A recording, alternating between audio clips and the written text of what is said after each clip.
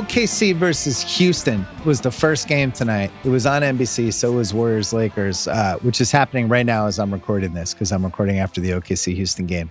Listen, we've seen a million Warriors games. We've seen the Lakers without LeBron. We know what we're getting from that game. We did not know what we were getting from OKC-Houston, and what we got was an absolute masterpiece, double overtime. Houston had chances in regulation.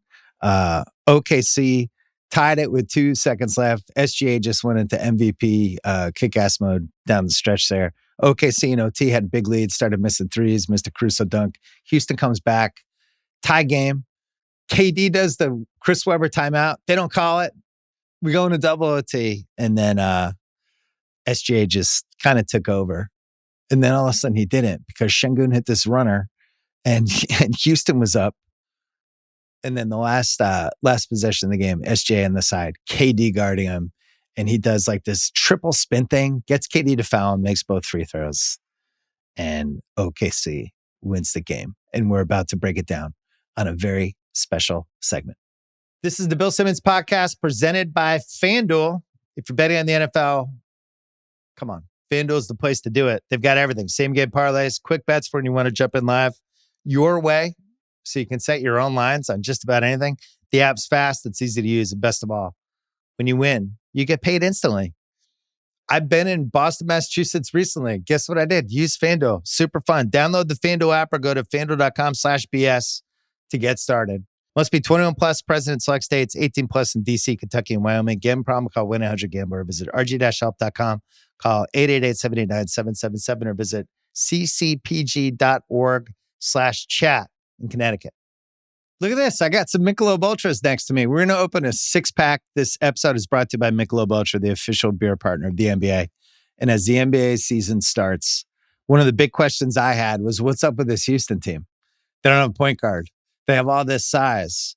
Who is going to be the guy they go to at the end of games? Well, this game, they lost. They lost in double OT, but it felt like a win for them. I went under for them on the 52.5. And the first thing I want to do out of my 6-pack, I felt like Houston, I know Jalen Williams wasn't in there. You have to mention that. There was no Jalen Williams. It was basically only SGA controlling the ball in the fourth quarter and both overtimes. But what the piece that I thought stood out to me, I was like, I've gotten into the UFC the last 7-8 years. And sometimes it'll be 2 takedown artists going against each other. And it becomes a battle of who is actually better at this one thing, right? So you have OKC, they want chaos, they want disorder, and they want everything to kind of run through SG at the end of the games, but they just want this chaotic, they're pressing, they're all over the place, defense, athleticism. And then Houston's basically going, yeah, we like that too, but we're just going to field this giant team of guys. Their starting lineup averaged 6'10". They had size, they had defense, they had power. And the rebounds, at one point they were like plus 12 in rebounds. But they were basically like, we're going to try to do what you guys do, except we're much bigger and we have some really goofy one-on-one stuff we can do beyond what you guys have with SGA and Jalen Williams when he comes back. So they have Amin Thompson at the top, just trying to beat people off the dribble. They have KD, obviously. Jabari Smith, who I thought looked really good. And then Şengün, who was one of the big sleepers heading into the season with the Eurobasket, where he just was awesome. And it was a real question of, where do we put this guy? Well, he was toe-to-toe with everything. And I think, I don't want to overreact after one game. And I'm really trying hard not to. I've taken a lot of overreaction medication, just trying to chill out and watch these games and not think too much. But I really wanted to see, over everything else with this first batch of games, what is Houston going to look like without a point guard? Can they do this? Can they take turns just bringing the ball up? Can they get into their offense? And the answer is they could. I thought Thompson looked like he went up a level. Of course, he gave so much on offense and on defense, guarding Shea, running a lot of plays, getting to the basket. He was the crunch time guy at the end of regulation, over and over again, getting to the rim. And then his body gave out. He had cramps, and they wisely sat him for the rest of the game, which I think was a good move. But he went up a level. Şengün went up a level. Jabari went up a level. There's going to be games where, teams just pressure them, try to put miles on them, try to make it hard for them to get in their offense. We saw it a bunch of times in this one, especially with Reed Shepherd, who we'll go into in a second. but they convinced me tonight that they just bring so many things to the table that this one glaring flaw they have. I think guards matter. I don't think that's a hot take. We see this over and over again, especially on the road. Somebody to settle down offense, somebody run pick and roll, somebody guard the best guard in the other team. There's a million reasons why we are not going to have a championship team that just doesn't have a guard. You're always going to need one. But Houston's like, we're going to patch this together and this might just work for us. And tonight, I really thought, I thought their ceiling was a little higher than maybe I was anticipating. I think the over-under was 52.5. After what I saw tonight, it's a little bit health dependent with KD, but man, with the Şengün and Thompson both going up a level, which they clearly did. That was my first takeaway is like, I'm taking this team more seriously than I did 48 hours ago. And I think you look at the West, I had OKC and Denver at the top. I had Minnesota and the Clippers right underneath them. And then Houston, they're probably in that 5 spot, but then San Antonio's kind of lurking. And then you have Dallas and there's another West team. I'm just Golden State. So it was just a question of who's gonna actually go up a level. And I didn't think Houston could do it without Van Vliet, but maybe they can. So I'm at least inviting the possibility that this might be a mid-50s win team. So that's my first takeaway. I've just changed mentally where I had this team in my head. Second one, you had Chet, you had Amen Thompson, you had Şengün in this game today. And Chet had the big first quarter and, of course, fouled out. But looked like the healthy version of what we were seeing down the stretch last year. And I had him as a top 20 guy. So top 9, Joker, SGA, Giannis, Luka, Wemby, Ant, and then Mitchell, Brunson, Curry. That's got to be your top 9 in some order. The next group had Cade and J-Dub and AD and Paolo and KD and Booker and Towns and Chet in some order, right? And the question for Chet is, and I probably have Chet high. I don't even think some people would have him 18. But the question for Chet is, can he start climbing up that ladder? I had Thompson in the high 20s and I had Şengün in the high 20s when we did our Ringer 100. The Şengün thing, I already am revising in my head because he looked like a top 20 guy tonight. OKC was trying all kinds of different things, especially like they settled on just Caruso just planting himself right in his chest. And Şengün figured out all these different ways to exploit that. And on top of that, he hit 5 threes. If he went up a level and Thompson went up a level, I just think they have to be considered a real contender, regardless of the Van Vliet thing. And they can always fix that at the trade deadline. Chet, we'll see. Did some good stuff, but I thought the big winners of today, Thompson's two-way stuff, the stuff he did against SGA for 3 quarters was ridiculous. And then, and the fact that he was getting his offense a little more, that started last year, him trying to get into the basket. But all right, that's enough nerdy basketball stuff for you. Next thing on the 6-pack, Reed Shepherd. So we were thinking maybe this guy was going to be the next Mark Price. Look, it's one bad game, and he's going against probably the worst possible team for him to play, right? He's the opening night, it's NBC. He's going against SGA. He's going against Dort and Caruso and Cason Wallace. Like, this is a nightmare team with some pressure on him. And they need him because he's the only actual guard who can get them into their offense, who can run little pick and rolls for them, who could beat guys off the dribble and kick back out and things like that. He was awful. And we were thinking that maybe he could be the next Mark Price. He looked like Brent Price today. And I actually was texting House about how I can't wait to see Reed Shepherd on the Wizards. And he's like, we had him. He was Brent Price. They need him to be, needless to say, way better than he was today because they actually need him. They need some sort of point guard. And if it's not him, they're going to have to go trade for somebody and make some moves. But he was relentlessly targeted on defense. He just got, I thought, demolished by Wallace in a couple points this game. He would get heat checky sometimes, and it was inappropriate because it was both he was playing terrible, but also had a lot of confidence, which I didn't mind. But it was really rough. He's the guy to watch on this team. I feel good about everything else that they have. We'll see with KD at age 37 how he ages over the course of the year, how many games he misses. But I think Shepherd, these first 20 games, can they build him up? Can they shade him more toward Mark Price and less toward Brent Price? Would be the thing I want to watch. I can't imagine the way he looked tonight, that can't be somebody you rely on in a playoff series, I don't think. So that is my third take for the six pack. The fourth one, the NBA and NBC. We were back. It was great day around ball rock. It was a kinder, gentler, happier coverage of the NBA, of the National Basketball Association. Just pleasant, very reminiscent of their Sunday Night Football in America, which is just basically a big love letter to the NFL. And this is something that I think was very important to the NBA as they went into these media rights things where you had the TNT guys really critical, which I support, but really critical of the league the last couple of years. And then the ESPN guys, we don't have to talk about ESPN, the kind of first takeization of how they treat the NBA. So the NBC was just like a pleasant hang with a song that we like. And what's interesting is Round Ball Rock was underrated. Then it became properly rated. And then over the last year when NBC got basketball, I was like, oh my God, we're going to get Round Ball Rock back. And it actually became overrated. It was like, all right, Round Ball Rock's fine. It's not like this amazing. We don't have to talk about it all the time. And then it started and it was like, this is the best. I love it. I love Round Ball Rock. It was great to have back. Good to have Mike Tirico back calling basketball. I thought Jamal Crawford was fine. Like the thing I liked about him in a 3-man booth, you need somebody to kind of lay out and not try to get off too many shots. And I thought he found a nice little balance and actually had some decent points. And then Reggie Miller was Reggie Miller.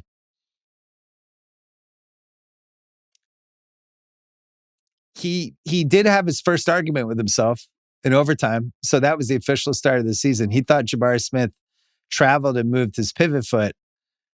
And then they showed the replay. He's like, he moved his pivot foot. And then they show it and he didn't. He's like, he didn't move his pivot foot. I think he invented that. The self-argument during a broadcast is a Reggie Miller staple. The weird thing, though, it really struck me today that TNT doesn't have the NBA. Like, think about every opening night with this massive, the Barkley show for an hour beforehand, then the rings. And it felt like our entire lives, that was the opening. I know it's probably 22, 23 years, but it was really notable how different it was for the opening night. It almost didn't feel like opening night. And then the game started and it did. But yeah, RIP TNT and welcome aboard Round Ball Rock. So we'll see how it goes this season. Speaking of NBC, fifth thing for the six pack. So they had this Michael Jordan thing. They've been playing it up a lot, and they called it like degrees of excellence or insights in excellence or something. It basically just turned out to be an interview with Mike Tirico that they probably filmed for 2 hours, and they're just going to cut segments out of. I can't think of a single thing that happened during the halftime thing. But it's riveting to watch Michael Jordan. And I realized like, it doesn't really matter what he says. His insights, his observations, his thoughts about the league, it just doesn't matter because anything he says, I'm captivated. He was like, he told some story about he rented a house and there was a basketball court. I don't even know what happened. And I was like nodding like, yeah, wow, this is great, Michael Jordan. I think the next one, he's going to come back and just be like, yeah, I went to dinner last night. I ordered a steak. I got it medium rare. I had 2 glasses of Pinot Noir and then I paid the check. And then they're like, that was insights of excellence from Michael Jordan. And I'm like, that was great. Could watch him talk about anything. So he might be the first person who's ever been on a pregame halftime show where I literally don't care what he says. I just like having him around. It's just nice to have MJ aboard. So congratulations, NBC. Last one. OKC, their fans booed Kevin Durant lustily again. He left 9 years ago. Think about how long that was. That was like, if you take 9 years and then add another 7, that was the last time the Yankees won the World Series. That's how long ago 9 years ago is. 9 years ago, did I still have a show on HBO? No, they might have canceled it by then. But yeah, 9 years ago, really long time. The Ringer's 10 years old. And they're still booing him and they still hate his guts. And on the one hand, I love it because I love the real fans and that's just how they feel. And I would never tell them not to feel that way. But on the other hand, it's been 9 years and they have a new team and they won the title last year. And SGA is now the best player in the history of the city. And at some point, this is starting to feel petty. There might be more things going on, quotes that KD said over the years that I've missed. But it made me think like they're just never going to forgive him. And I totally get it because I felt the same way about Roger Clemens, which I think my second or third piece for page 2 on ESPN was called Roger Clemens is the Antichrist. And Roger Clemens was even in the booth last year for Nesson for a Red Sox game. It was either this year or last year. And I was just pissed off that they even let him in the booth. And this was a guy who left the Red Sox in 1996, almost 30 years ago. And I'm still mad about it. So I get it. Listen, I'm not one to judge, but I just want to point out, like, he did have an awesome 9 years there and they did win the title.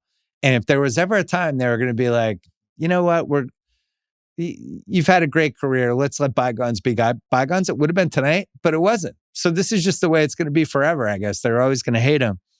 And it made me think like, and I think I've talked about this before, but this really banged it home. I always thought he was going to work it out with OKC. Like Cleveland forgave LeBron. LeBron's at a different level than KD. But for the most part, you always feel like it's eventually people get older. They forget. They don't remember why they're mad. And then, John Skipper was on this podcast once. Like as time passes, you forget why you had animosity for things.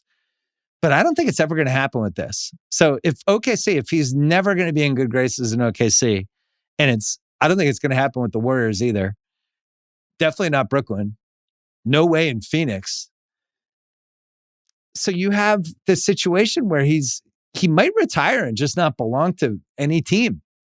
And I really genuinely thought it would be like years later, be like, OKC would be like, all right, fine. We had 9 great years. You win the MVP here. You were a great story. We'll take you back.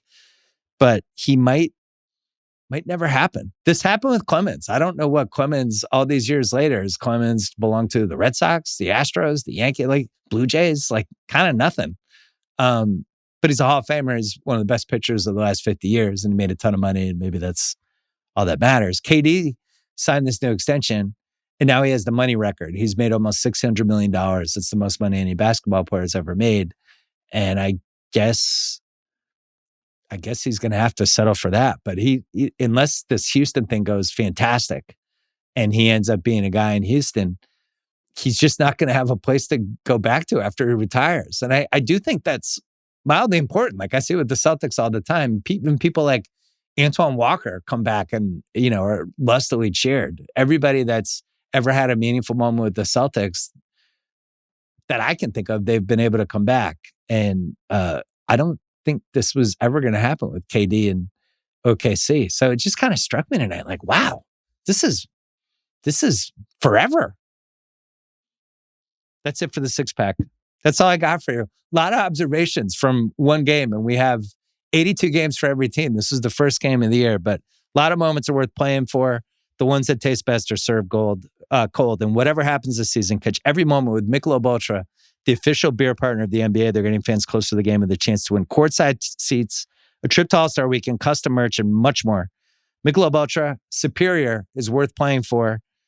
Enter now at michelobultra.com/courtside. Michelob Ultra Courtside 2025 to 2026. No purchase necessary. Open U.S. residents 21 plus. Begins on October 1st, 2025. So it already began.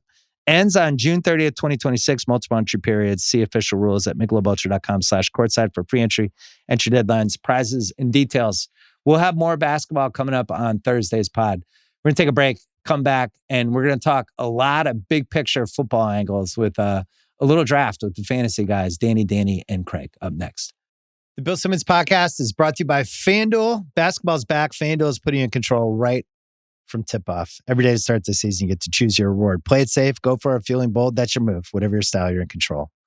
So what kind of better are you? If you look at those Wednesday night games, I really like Charlotte at home against Brooklyn, parlayed with Milwaukee at home against Washington.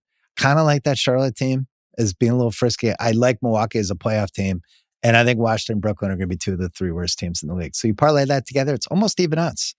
Knock yourself out. Have a great time. However you play, FanDuel is giving you the power to choose your reward and own your game every single day to start the NBA season. Here's what you got to do. Head to FanDuel.com/BS to make your choice. Must be 21 plus, present in select states, or 18 plus and present in DC, Kentucky, or Wyoming.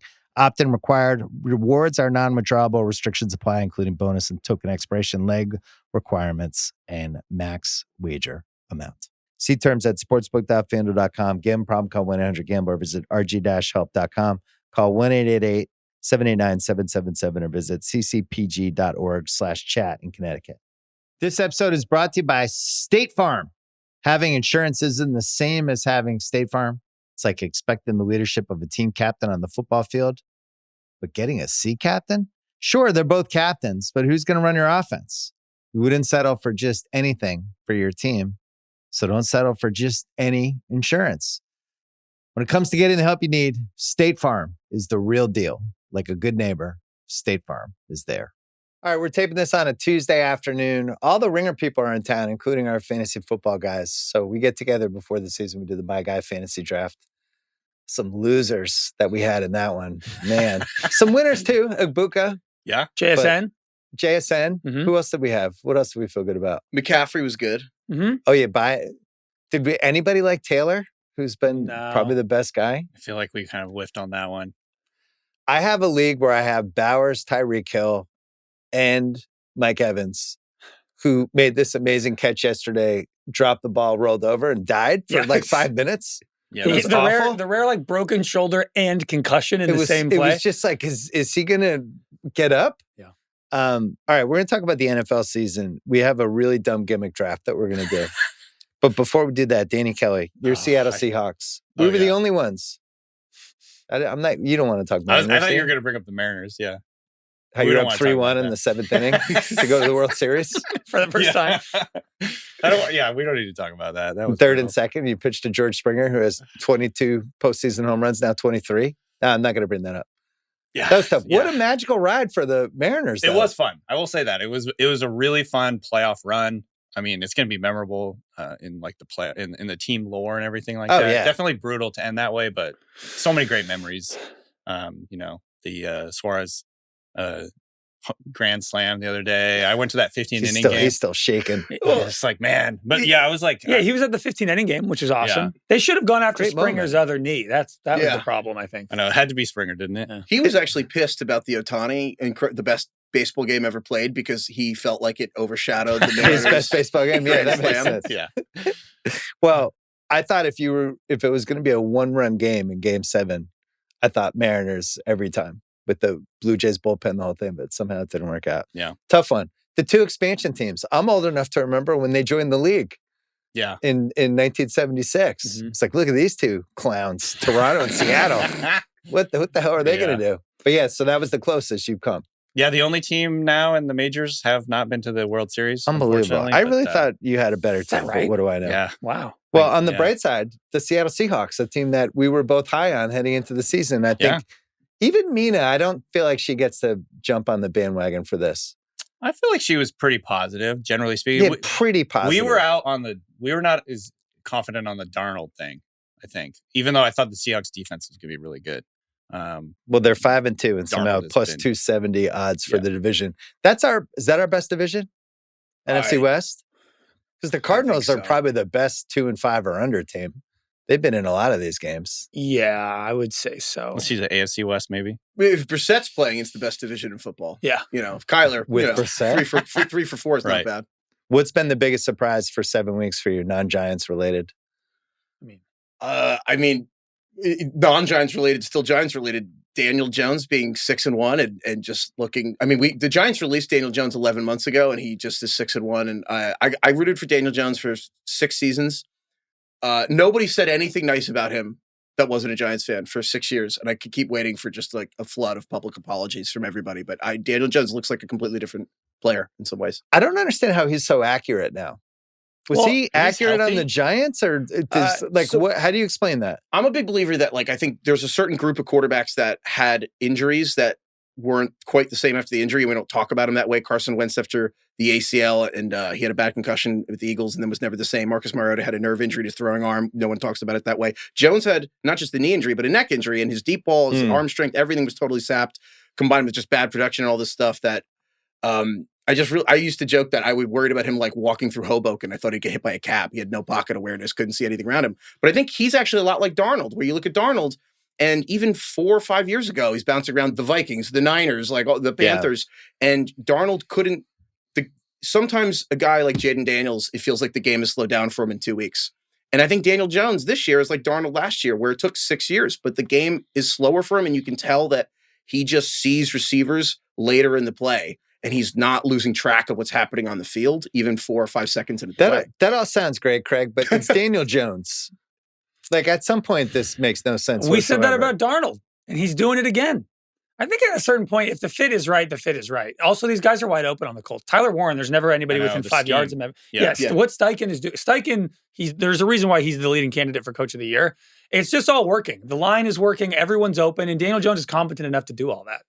Yeah, I was shocked. I said this to Sal Sunday night. It's second. You have them 2nd and 10. You just feel like they're getting 8 to 9 yards. Like, it's just guaranteed that somebody's going to be wide open or Taylor's going to slash through. All their pieces work too. Like, they have their deep threat guy with Alec Pierce, who's good. You have Tyler Warren, who's like this big tight end. Michael Pittman's good on the outside. Josh Downs is an overqualified slot wide receiver. Mm-hmm. Jonathan Taylor's the best running back in the league. The line is good. It's like they can run, they can pass. It's an argument also for like stability and keeping the GM. I think Chris Ballard was one of the GMs that people were maybe going to be out of. He wouldn't pick a quarterback. Richardson bombed out. Like, there's a world where Chris Ballard gets fired at the end of last season. They keep him, and you're like, oh, all these players who are balling out are homegrown players. The line's homegrown, the players. The weirdest part is that it was reportedly like a tough QB competition in August with him between and Richardson and Daniel Jones. Apparently, it was tight. How is that possible? Weird stuff happens. I think they were lying. Yeah, I think they were lying because they jumped on Jones to pretty make quickly. Richardson feel better, or to make Daniel Jones work harder? I think the idea was Daniel Jones was like, they were just supposed to like make Richardson jealous, and they were just as shocked as anybody that it's working this well. I don't think. I mean, I think that's one of the reasons the Titans fired Brian Callahan. Is I'm sure the Titans had on their list, should we sign Daniel Jones and have him compete with Cam Ward? And the Titans, Brian Callahan probably said, no, he's no good, and now he's leading the Colts to 6-1 record. Like, all these teams could have had him. But can you blame Callahan though? I feel like most teams would say that the Colts are just in a terrible situation. He was no good. He was no good. He signed with the Vikings during last season, and nobody was like, "Oh, savvy, smart move." Example 7,691 in the NFL. That success in the NFL is really hard to explain. And even the Ravens took a tight end before Lamar Jackson in the draft. Like, even the teams themselves sometimes don't have any clue of how successful something will be. Well, the craziest thing to me about Daniel Jones is, like Heifetz was talking about, he was worried about him crossing the street because he just didn't have the pocket awareness. Daniel Jones has taken very few sacks. In fact, I think the least in the league, I believe, percentage-wise. And I want to say I saw a stat the other day that they haven't taken any sacks on 3rd or 4th down this year, which is incredible for a guy like Daniel Jones, who I never would have guessed that for Daniel Jones. And I know we have a whole category thing to do here. The term deer in the headlights is overused, but it actually is applicable, because what actually happens to a deer is the eyes are really adjusted to the darkness, and then the headlights are like the brightest thing possible. So the reason the deer freezes is having the scientific explanation behind that. But it's just you in the bathroom at night. You wake up and you turn the lights on. You're like, oh, like you're a deer in the headlights. That's it. Yeah. And it literally takes your eyes time to adjust to the light. That's kind of pressure in the NFL. Quarterbacks, like, you see the pressure and everything it's that moment in the bathroom at 2 a.m. Like, you just can't see anything. And when Darnold, it does feel like sometimes like the light comes on in their head, but really they just aren't. Their eyes are adjusting to pressure, and they're able to see a pass rusher, and they don't lose track of like, oh, there's Michael Pittman on a cornerback 4 inches shorter than him, and he gets in the ball. That's why you don't turn the lights on when you pee in the middle of the night. You got to just keep them off. He sits down while he pees. Yeah, I do. In the middle of the night, you got to sit down and pee. 100%. I've heard you talk about this on the pod. Yeah. Is this a bit, or you actually do this? Of course. You're standing and peeing at 2 a.m. Sitzpinkler? Is it? What's the German word? The German word. If we bring back the hottest take, Bill, I got a lot. I'm sitting on a lot. The Germans sit while they pee too. You're sitting on a lot. Yeah. Pee sitters. That should have been your fantasy team name. Sitzpinklers. My biggest surprise might be Craig's biggest pleasant surprise is that Aaron Rodgers is still good. I completely wrote it off. It wasn't a bit. I just watched him last year, and it was like, this guy doesn't have it. He doesn't want to get hit anymore. This is a wrap. He just wants to get rid of the ball in 2 seconds. Even when they played the Patriots, I didn't think he played that well. Like, I just thought he wanted to get rid of the ball. He could only make 2 throws. The way he played the last 2 weeks really looked like Rodgers. Like, I don't really have an explanation for it. Now, you could pick the Steelers apart in all these different ways. Mm-hmm. Like, they're one of those teams that their record could be a lot different with 1 or 2 plays. Like, I still don't know how the Patriots didn't beat them. Yeah, but Rodgers looks good, though. He looks great. You have to be delighted. You're a Steelers fan. Incredibly delighted. Everyone's coming around. Like, I feel like what are we, 7 weeks in, and everyone's like, oh yeah, Rodgers isn't washed. Like, after all of the vitriol that came out of last year, it'll never work. He's terrible. He ruined all this stuff. And now we're just 7 weeks in, and everyone's like, oh yeah, he's like one of the best 5 quarterbacks of all time. His arm you just have to count him out, and then he'll be good again. He's like Baker. His arm is still, to me, like, he can make throws that only a few quarterbacks can make in the NFL still right now. Yeah. the Hail Mary. I mean, throwing a ball 70 yards at 41. I mean, honestly, he's played well enough that, and it's what we always joke about, but we're not joking, where it's the year after the injury. That was the big thing we talked about in the offseason was like, he was coming off a torn Achilles. Injury, guys? Yeah, you can't. He's coming off a torn Achilles. He's 40 years old. It's bad for Tatum, I guess. Yeah. Well, everyone's like, oh my God, he's on a basketball court 5 months after. I'm like, what do you think he's doing? It's been 5 months. Yeah. Like Cam Akers played in the fucking Super Bowl. So Peterson's the only guy ever who came back under a year and still looked like himself that I can think of. And that was ACL, though. Main one, yeah. I would not, for your emotional health, count on Jason Tatum returning to the court. I'm trying not to. I'll say Diggs seems pretty close to where he was, but he's not playing. He's playing 30 snaps. I mean, Rashee Rice looks good. Torres, was it LCL or ACL last year? It was the LCL. But the Rodgers thing's different because he's in his 40s. And Brady Achilles. was the only. I saw on social, there was some unbelievable stat. Brady has the second most. It's either rushing or receiving yards of anyone over 40. Yeah. Did you guys see that? I think it's receiving yards. Receiving yards. Jerry Rice and Brady. Tom Brady, number 2 receiver, 40 to over. You got to throw Flacco and Rodgers a pass. I think Rodgers, what's helping as well is that he's willing to play Arthur Smith's game. Like he's not just doing I'm going to sit in shotgun. I'm on the Jets. I brought in Alan Lazard and all my guys, and I'm just going to do that. He's actually like running play action. He's under center. He's like booting. He looks pretty mobile to me.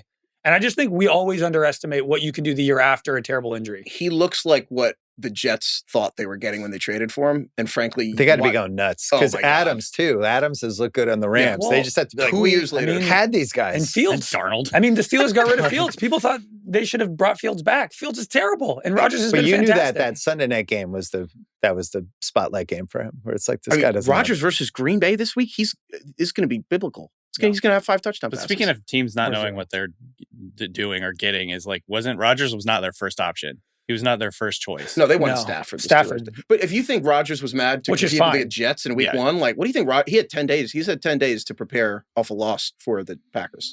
So Baltimore is plus 135 on FanDuel for the AFC North, and Pittsburgh's plus 130. They're basically even. Which is remarkable. 4-2 versus 1-5. 1-1-5 team has ever won a division. It's happened one time ever. But it's the 17. So the extra game, I think, skews it a whiff, right? Also, but not like that much. Steelers' schedule gets super hard, and the Ravens' schedule is pretty easy. But they also play each other twice. So, the question for me is, can the Ravens go 9-8? I think so. Starting at 1-5, that's 8-3 the rest of the way, which means then the Steelers. What are you, 4-2 or 5-1? 4-2. 4-2. So you would have to go 5-5, basically. The schedule gets tough. I do think it's going to come down to a Steelers-Ravens game late in the year, and the winner. Well, you have it. It's week 18. Yeah, that will be that game will matter. Goodell's like, let's rig that game so it means something. I don't know what voice that was. I was movie. That was good. I'll do it again. It was good. I'm gonna try not to. A little Dr. Evil, or I don't know. Bengals plus 470. Harden your nipples at all, Danny? A little bit. It's cold in here. A little bit. The Flacco thing. Flacco and the receivers. Mm-hmm. Yeah. Kind of discount immobile Dak Prescott with his 2 guys, basically, the AFC version. Pathetic Steelers defensive performance. Maybe the worst I've ever seen in my life. Well, that's the case against the Steelers, is your defense is not good. And I felt like against the Pats, we should have had 500 yards in that game. We just kept fumbling the ball. If somebody told me that week 7 of the NFL, Rodgers is like 4th in touchdown passes, and the Steelers, the most expensive defense in the NFL, gets shredded by Joe Flacco, I'd say I was on Mars. Well, what were the odds Rodgers was going to be starting for fantasy teams midway through the season? Because that's a thing that's happening now. For sure. Low. Craig actually wanted us to rank them higher, and I personally vetoed it. And I was like, I absolutely refuse. So I was like, there's absolutely no way we're ranking Rodgers as a top 20 I just kept thinking back to, like, the Steelers are not going to be worse with Aaron Rodgers versus Kenny Pickett or Mason Rudolph. Like, we had a winning record with those guys. Watching Rodgers, you remember why we put up with him for the last, 5 years. I just can't, with these old guys, I can't figure out how to gauge it anymore. And prediction either way. Like LeBron right now. He's sciatica, apparently. He might just play 20 games this year, and this is it. Yeah. Like, he's like, LeBron's body broke down. He played 6,000 minutes. This is what happened. It's usually what should happen. You just don't know what year it's going to be. But it happened. I never thought it happened to Jerry Rice. You guys, were you old enough to remember Jerry? Yeah, a little bit. He was a Seahawks legend. Best receiver still I've ever seen. Yeah, he had that little Raiders Seahawks era, but it felt like as long as he was going to play, I was like, well, he's Jerry Rice. He'll figure it. And then at some point you hit late age and it's over. Well, that's the reason they call it an age cliff. It's like just all of a sudden you don't got it anymore. And it is a cliff for a receiver, especially. There's a lot of data on this of like, you kind of keep going. And then when you fall off, you don't get back. Like, Amari Cooper or like DOA.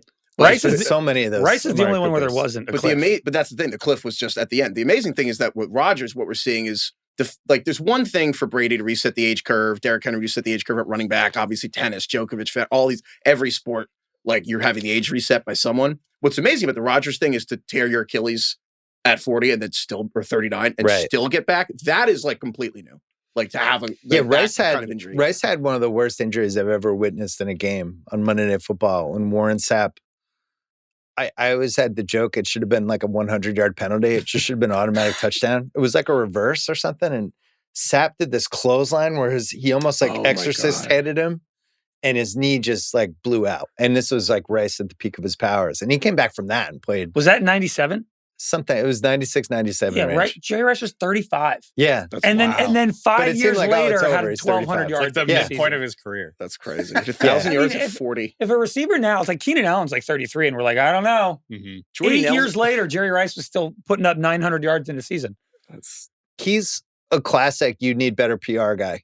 Yeah. There's certain great athletes. Yeah, it's just like when people talk about GOATs and different things, like to me, Rice and LT are just clearly head over heels above anyone else ever. I feel like Rice has respect. The guy I always think about who doesn't have enough PR, I feel like is Barry Bonds, where I understand that there was a lot of controversy there, but Barry Bonds has no. He's like Avatar for movies, where it's like the biggest thing that ever happened has no cultural imprint. No one ever talks about it or anything. He's certainly of all the baseball players from like the last 35 years is like the first one that jumps into my head for seeing in person, other than maybe Pedro. And now Shohei would be the third one. But these guys that you're just like, I remember going to see this person and sitting in the stands and watching how crazy they were. Is there a team? I don't think this question steps on the categories we're about to do. Is there a team that is highly ranked to win the Super Bowl? I'll give you the top 7 odds. Kansas City, Detroit, Buffalo, Green Bay, Philly, Indianapolis, Rams, Denver, and Baltimore, all the 20-1 teams. Is there a team you're just like, I don't see it? I don't see them putting it together in the next 12 weeks, Danny? I mean, in that group, I probably would circle the Broncos. Because of Knicks? Yeah. I mean, after 3 quarters of just this last Sunday, we were like, Broncos are on fraud watch. And then, of course, they went and scored 33 points. Sorry. Yeah. But that would probably I forgot. So thanks. I completely forgot Sorry, about that. Danny. So I would probably circle them. What do you have, Craig? Yeah, Broncos is a good one. I don't know. I've been a little bit unimpressed with the Packers this year. I feel like the Micah Parsons trade, everybody said Packers Super Bowl favorites. They start the year by beating the Lions. And then since then, I've been kind of unimpressed. I mean, they lost to the Browns. They tied the Cowboys. They barely beat Jacoby Brissett and the Cardinals. I don't know. I still think like the Jordan Love. I don't know if I'm there yet. That's my team too. It's like watching an NBA team where like, I like those guys. Yeah. I like this guy. I like that guy. Why aren't they winning? Why are they down 10? I mean, yeah. The Ravens are top 10 in Super Bowl odds and they're 1-5. Yeah. Like if they were 5-1 with the injuries they had, that would make sense. Good answer. All right, we'll take a break and then we're going to do, I don't even know what to title this gimmick. All right, so we did the My Guy draft before the season, and that was basically snake fashion. We do a title or a thing, and we each had to draft one, and we go in order. We're not going to do that this time. I sent you guys a bunch of categories: most valuable player, coach of the year, offensive or defensive rookie of the year, next coach fired, breakout star, QB offseason hot seat guy. Can't wait for this one. Number 1 seed, AFC or NFC. Team that will get the number 1 pick, fantasy MVP, and fantasy murderer of the year. So after 7 weeks, we're going to predict what the outcomes will be for those categories. And the catch, so some, I mean, what are half of the podcast now? Draft podcasts? Except ours, funnily enough. I think we do the least drafts. We don't really draft that much on our show. So some of them where you have to match with the categories, like Big Picture does that. We're going to try to match with the categories. And part of the art here is like if there's a category you don't like, maybe you grab it right away because you're worried about the depth in the category. Right. And then we'll see at the end of the year who won. It's probably the easiest just to have Heifetz go first and go this way. Okay. I get Plus to go first. Heifetz. Well, you decide, Craig. Who had a harder loss between Kelly and Heifetz here on Sunday or Monday? What was more devastating? Well, this is funny because we were talking about context.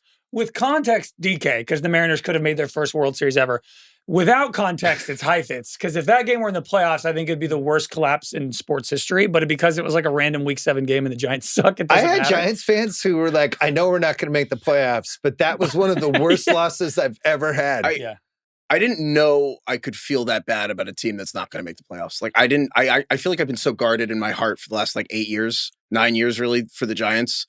I feel like the Eagles game they won, and I was like, man, I'm in on this team. I love them. I'm letting him. I'm going to go all. I'm letting my. The Giants are better than the Eagles. Hell yes. I'm being vulnerable again, and then they did that. Called me drunk at midnight on Thursday after that Giants Eagles game. He was like, Craig, the Giants are better than the Eagles. And I was like, I think you might be right. I was drunk and I wanted to do a topper. I wanted to record the show, and I was like, watched it at a bar, and I was like, let's do the show. And they were like, no. Did you think you were going to the playoffs after that game? Yeah. Of course. So I got Super Bowl. I got Charlie. I bet in February the 500-1. I have them on FanDuel win the Super Bowl. I bet wow. That's 500 times. Win 5,000. Well, I thought they might get Stafford, and I was like, that's if they get Stafford, that will be an amazing ticket. But I got Charlie Brown, man. The moment that I was like, oh, I'm in on this team, they had a 1 in 1,600 collapse. Mm-hmm. So is that worse than what happened to Danny, where he was up 3-1 in the 7th inning with a chance to play the Dodgers? Probably not. Probably not, but it is easier if we just start with all right. You go first, Heifetz.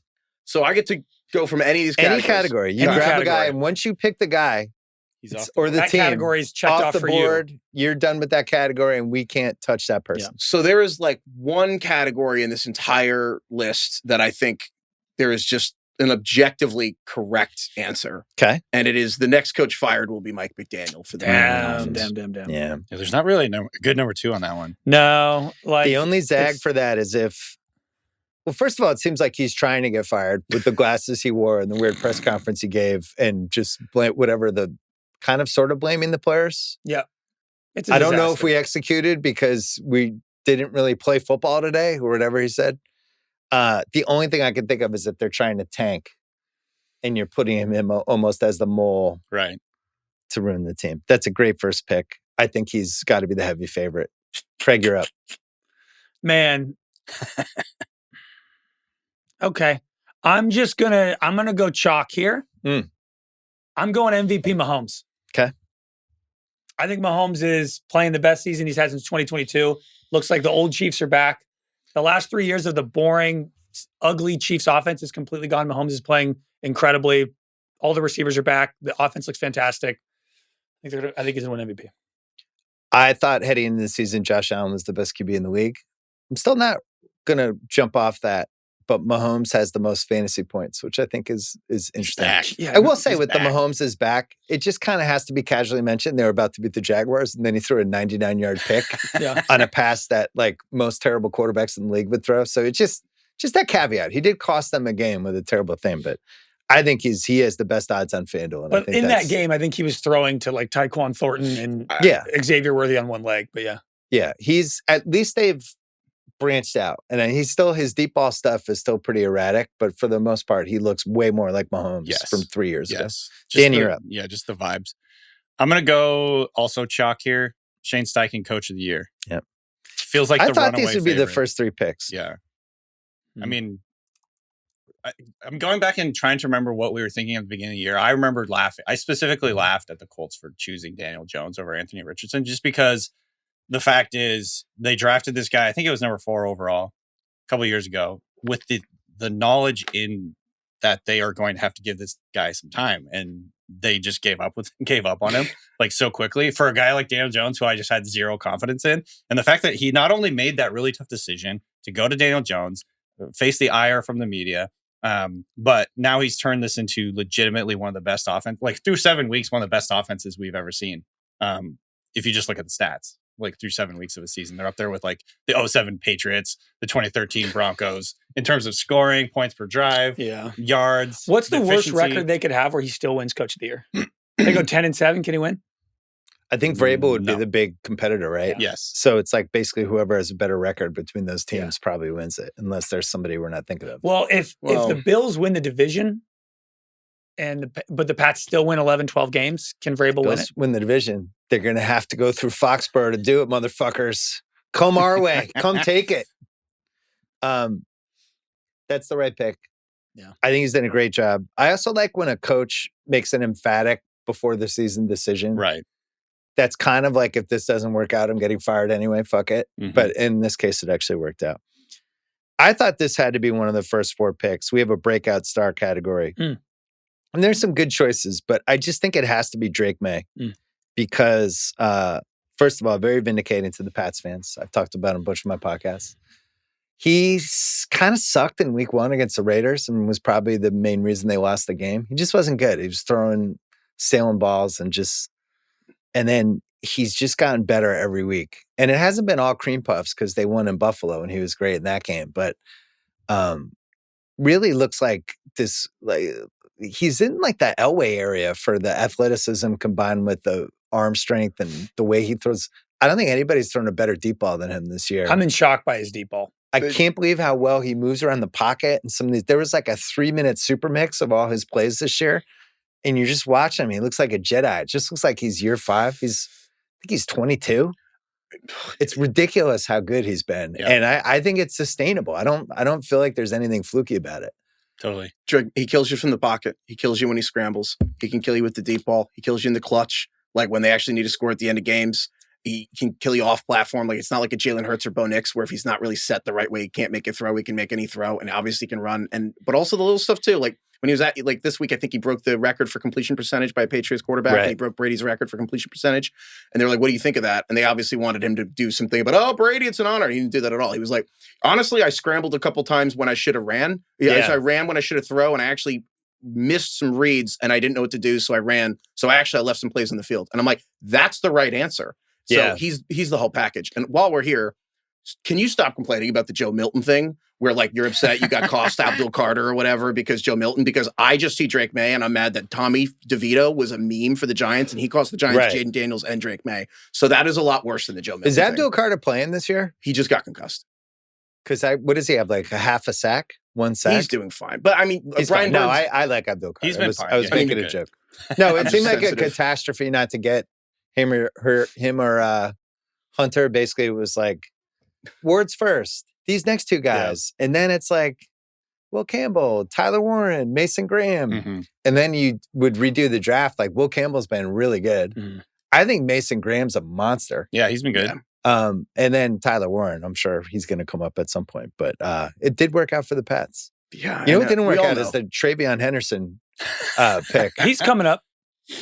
We'll talk about him as well. Okay. He's on the list. He's in one of these categories.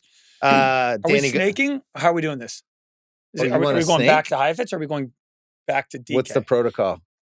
Oh, I think I should pick next. Yeah. I mean, I think we go opposite of what Heifetz thinks. So snake. Yeah. Oh, okay. Man. I'm up again. Wow. So I have my breakout guy. Oh, all the favorites are gone now, I feel like. Now these are a little tougher. So there's a category we have, pick a 1 seed in the AFC or NFC. And I'm going to take Indianapolis. 1 seed in the AFC? As a 1 seed. Because I don't like the other choices. And they won me over in that Chargers game. I don't love their defense. I think you can throw on them.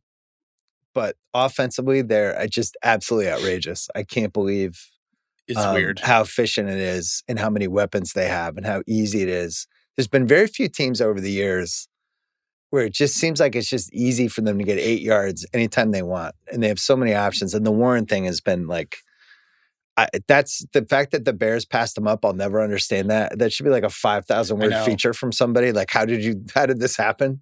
How did everyone think Tyler Warren was the best tight end for 11 months? And then somebody was like, actually zag, and actually zagged with the 10th pick. Yeah. But the way they use him, he's like a combination of 11 tight ends I've loved in my life. I think the draft process is too long because by the time the draft comes, people talk themselves out of all of the right takes. Like if the draft was just like February 20th Right. I feel like we'd be way more accurate with all of our predictions. I think it's a really good idea. You know what I mean? It's just so much more fresh. It's like, oh, I watched Ibuka. He's good. Just draft him. But everyone's like, well, the measurables. He's never been the best receiver on his Ohio State Will team. Campbell? His arms are a half inch too short. He's ready to fall out of the top 10. Did you ever notice that watching the games? No. Yeah. You mean when he was in the SEC looking great? All right, Dan, you're up. This is tough. Let's see here. It gets hard right around now. I am going to go with... I think I'm going to go with fantasy MVP. Okay. And I'm going to take Jonathan Taylor. Speaking of the Colts. He That's was a really good pick. The running back 9 in average draft position before the year, 18th overall. So you could have gotten him in the second round quite easily. We didn't know what to make of him because nobody did. No one really knew what to make of the Colts offense in general because number one, we didn't really know who the quarterback was going to be for most of the preseason. Yeah. And so we were just, everybody on that team got pushed down. You could have probably drafted 10 teams. Everyone's like, oh, you got to find the breakout team, right? That's the way to win in fantasy football. Yeah. You know, it was like, oh, finding the Bengals from 2 years ago, and it was like, who's going to be finding the Texans that first year with Stroud. I think you could have probably drafted 10 teams before you picked the Colts this year. Yes. It was the Bears. It was the Jags. There were so many teams. Nobody thought it was going to be the Colts. Steichen was kind of on the hot seat. For sure, 100%. Nobody thought he was a great coach. Really strange Pro Football Reference page for Taylor. Yeah. Because first year he ran for 1169, 11 TDs. Then his next year was his great 18, 11, 18 TDs. Then he got hurt. 11 games in 22. 23 was maybe a holdout. He only played 7. That was when the Jim Irsay was going to give the money to a whale and then the whale died, so Jonathan Taylor got paid. Then last year, just good enough. Jonathan Taylor killed the whale. Yeah. Last year, 14, 31, and 11 TDs, and yet I don't think he was mentioned as a top 3 running back. There was always like this, I don't know. And well, part of the reason is he doesn't catch passes like the other guys, and so some of these league-winning type running backs, Christian McCaffrey, Dewan Achane, forget the couple other guys that are really involved in the passing game. Those guys just get pushed higher because it's like just more ways you can win. But Jonathan Taylor, he's just so head and shoulders above everyone in running this year. He's got 3 games with 3 touchdowns. He has 3 games with 30 plus points. He leads all skill players in points per game, and that's not even catching a ton of passes. So he's going first if you're redoing a fantasy draft right now. Yeah, probably. I also do think part of the reason he's not that famous is if Jonathan Taylor was named Saquon Barkley and played on a New York team, and Saquon Barkley was named Jonathan Taylor and played for the Indianapolis Colts. He's been on a shitty Colts team his whole career. And and it's just a boring name. Yeah, boring names matter. He's having the 3rd best fantasy running back season in the last 15 years. When you're on pace for 20 rush TDs, and he might get more than that. A guy What's the record? Saquon has it, right? 28. No, the total. Tomlinson has both. Tomlinson. What's the just rush TD record? Sean Alexander? No, it's LaDainian Tomlinson. It's 28, and on the season he had 31. That was 2006. But I think he's going to have a game where he has like 5. But no one's had 20 rushing touchdowns since 2006. Tomlinson set the record on both, and then no one's had 20 since then, never mind 28. Kind of a running back resurgence this year because Bijan and McCaffrey, they kind of built the whole game around that. Yeah. And then, I think Gibbs has been electric this year. He's especially been really in fantasy. And the receivers are so deep. It's like it's kind of going back to old school where it's like you should just take a running back in the first round, get a good quarterback, and then figure it out later. Finishing last, TreVeyon Henderson. That leads me to my next category. Fantasy murder of the year. I will be drafting TreVeyon Henderson. Yeah. I can't argue with it. I paid $30 for him. An unmitigated disaster. This guy was going like top 40 in drafts. I'm in multiple conversations with Pats fans trying to piece together. Yeah, what happened? What do you have? Do you have inside info? What's going on? Preseason game, first touch of his career. He broke a kick return, and then had all these electric plays. Anytime they put him in, he decked the dude and basically knocked a guy out. And then the season started, and I was on one thread. We were trying to remember one good play he's had all year, and we couldn't remember a good play. He just kind of runs into the line and falls down. So now we're like, is he hurt? Did he lose his confidence? Is he going through something? He got passed by the number 3 guy who. Yeah, Terrell Jennings. Jennings. I didn't even know he was on the team. Undrafted free agent. Never heard of this guy. I've been starting TreVeyon Henderson every week. I have amnesia. No, he's a cut. He's an absolute cannot be on a fantasy team anymore. I'm terrified that the second I drop him, someone's going to add him, and then Vrabel's going to start mixing him in, and he'll be good. Fear is the mind killer. My dad came up with this as we all are trying to figure out, maybe they're saving him for the second half of the season because he's little. That's the best I got. Him being little, the best excuse I have. I think him being little is related. I think Vrabel likes. They don't people. throw to him. Why? Why aren't they throwing screens to him? He's fast. Drake May's too busy throwing 20-yard touchdowns. He's listed at 202. When small people are listed at 202, it's like 6 feet tall. It's like he's probably plays at 190 something, and Vrabel just thinks he's small. Ramondre's big. Why'd they draft him? It's my worst call of the year. When they drafted him. I was like bragging about how Cleveland took Judkins over him. Yeah, Judkins and now amazing. It's like 8 weeks later. It's like, oh my God, I wish we had Judkins. I'd like to go on record. This season he will suck. Henderson will be fine long term. He'll be Kevin Falk eventually for us. Yeah. But it seemed in the preseason, it really seemed like this was Jahmyr Gibbs. I'm not cutting him. I refuse. It used to be super normal for running backs not taken in the first round to need a full year to acclimate to the NFL. It's normal. Also, one of the big talking points around him coming into the league was he doesn't fumble and he's really good in pass pro. And he's been terrible in pass pro. He's missed like huge plays in pass pro. And the fumbling thing apparently does not matter to Vrabel because, Ramondre Stevenson is leading the NFL in fumbles and he doesn't care. Heifetz, you're up. I will take speaking of the Patriots, I'm surprised this one fell to me. In terms of scarcity here, I'm going to go coach of the year, Mike Vrabel. Yeah, I'm surprised that fell to me. I mean, this is really simple. Like the Patriots, what do you guys, 5-2? Yeah. And coach of the year, you guys win the division. Coach of the year, you guys have the easiest remaining schedule. So not only are you 5-2 now, but the Patriots have the easiest remaining schedule. So if the Patriots win 11, 12 games, you have the tiebreaker against the Bills. Already, I'm kind of like... He's 3-1 on FanDuel. And that's you're talking about when you mentioned Steichen, what happens? How does Steichen lose? Well, the Colts are 6-1. So what record do they need to finish? But if they finish the stretch with like 3 or 4 losses down the stretch, that's the part that weighs heavier in people's minds. The beginning fades. Right. The Patriots, I hate to say it, and I hate the Patriots, and this is not me sucking up. I actually, as you know, I really, really hate the Patriots. I hate the Giants as well, and was celebrating when you lost. The best moment of me working at this company, bar none, was you talking about how much pain. Core week's just getting started. Sorry, here. 5 days left. How much pain the second Giants Super Bowl caused you, and you didn't know I was like in the room. And you thought it was just like Mallory and Sean, and you were like relived it for 5 minutes. You were listening. I was just like an intern listening, and and you just were like, when you turned around, you're like, oh shit, Heifetz heard all that, and that was the best thing. Like stroking a cat. I was going to say stroking something else. But having said that, so with that said, I kind of think the Patriots could win 12 or 13 games because I think Vrabel's such a good coach, and May is playing so well. The coach and/or quarterback advantage they have in so many of these remaining games. Now you are sucking up. No, he's right. Our schedule is just, it almost seems like a rounding error accident. You just can't believe there's no hard teams. Yeah. It's like at Tampa, I think is one of the hard ones. They play Buffalo in New England. And then maybe there's an at Baltimore. There's basically 3 playoff teams left in the schedule. Yeah. Right now on FanDuel, they're plus 175 to win 12 plus games, which...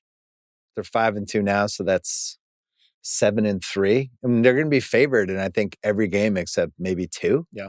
So I think it's the right pick. I think it's Steichen or Vrabel for the coach of the year. What do you have, Craig? No, Heifetz gets another one, right? Oh yeah. Heifetz. Oh wow, I do. Good point, Craig. You don't have to point that out. Teacher. Good point, Craig. In that note, on that similarly, I will take. For MVP, it's tough. Craig took Mahomes, which was smart. Yeah. There's not a lot of awesome options left, but for that reason, I'm going to take Matt Stafford for the Rams. Interesting. For a very simple reason. Bad pick. You have to win 12 games to win the MVP. There has been, in the last 20 years, one MVP quarterback has not won 12 games. This is why Dak can't win. Yes. Yeah. And you you won 9 games in 10 games and threw for a lot of yards. Like it does not happen. And even the quarterbacks who did win 12 games and win MVP, they all got a first round bye when they were a 2-bye era. Like now in the 17 game season, you kind of need 13 wins. So I'm looking around like Josh Allen for the Bills has better odds than Stafford. The Bills are way too injured, I think, to win 13 games. But I look at the Rams and the Rams are 5-2. Stafford has 17 touchdowns and 2 interceptions. And he's playing so well. And the Rams are another team where I'm like, if the Rams win 13 games and Stafford has 35 touchdowns, it's smart. I like it. I can't tell. I think the guy I'm about to take applies to multiple categories. Yeah. I'm going to go fantasy MVP Jackson Smith and Jigba, who is the wide receiver 1 in fantasy. How dare you? And has immediately become, he's on pace for 1,989 yards this year. And So more, just almost 2,000. Almost 2,000. And he's just like, I don't know, the 5th best receiver in the league now, and he's only going up.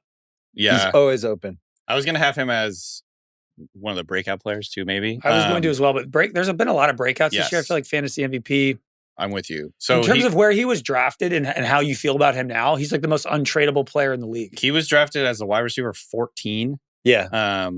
And he is number 1 receiver in terms of total points this year. Mm-hmm. He's on pace, for, like you said, for almost 2,000 yards. No signs of slowing down. He's number 1 overall in target rate. He's the Seahawks offense, their passing offense. He's been their leading receiver in all 7 games. Yeah. And I would say and he's a peaceful man. When it seemed like there might be an altercation yesterday, he sat on the bench and held his hands out. The ref guarded him. Like that meme of the guy taking all the arrows for everybody. He's a peaceful dude. He just moves differently. That's like the thing that always comes to mind when I watch him play. I'm just like, he has incredible body control, incredible acceleration, great hands, tracks the ball expertly.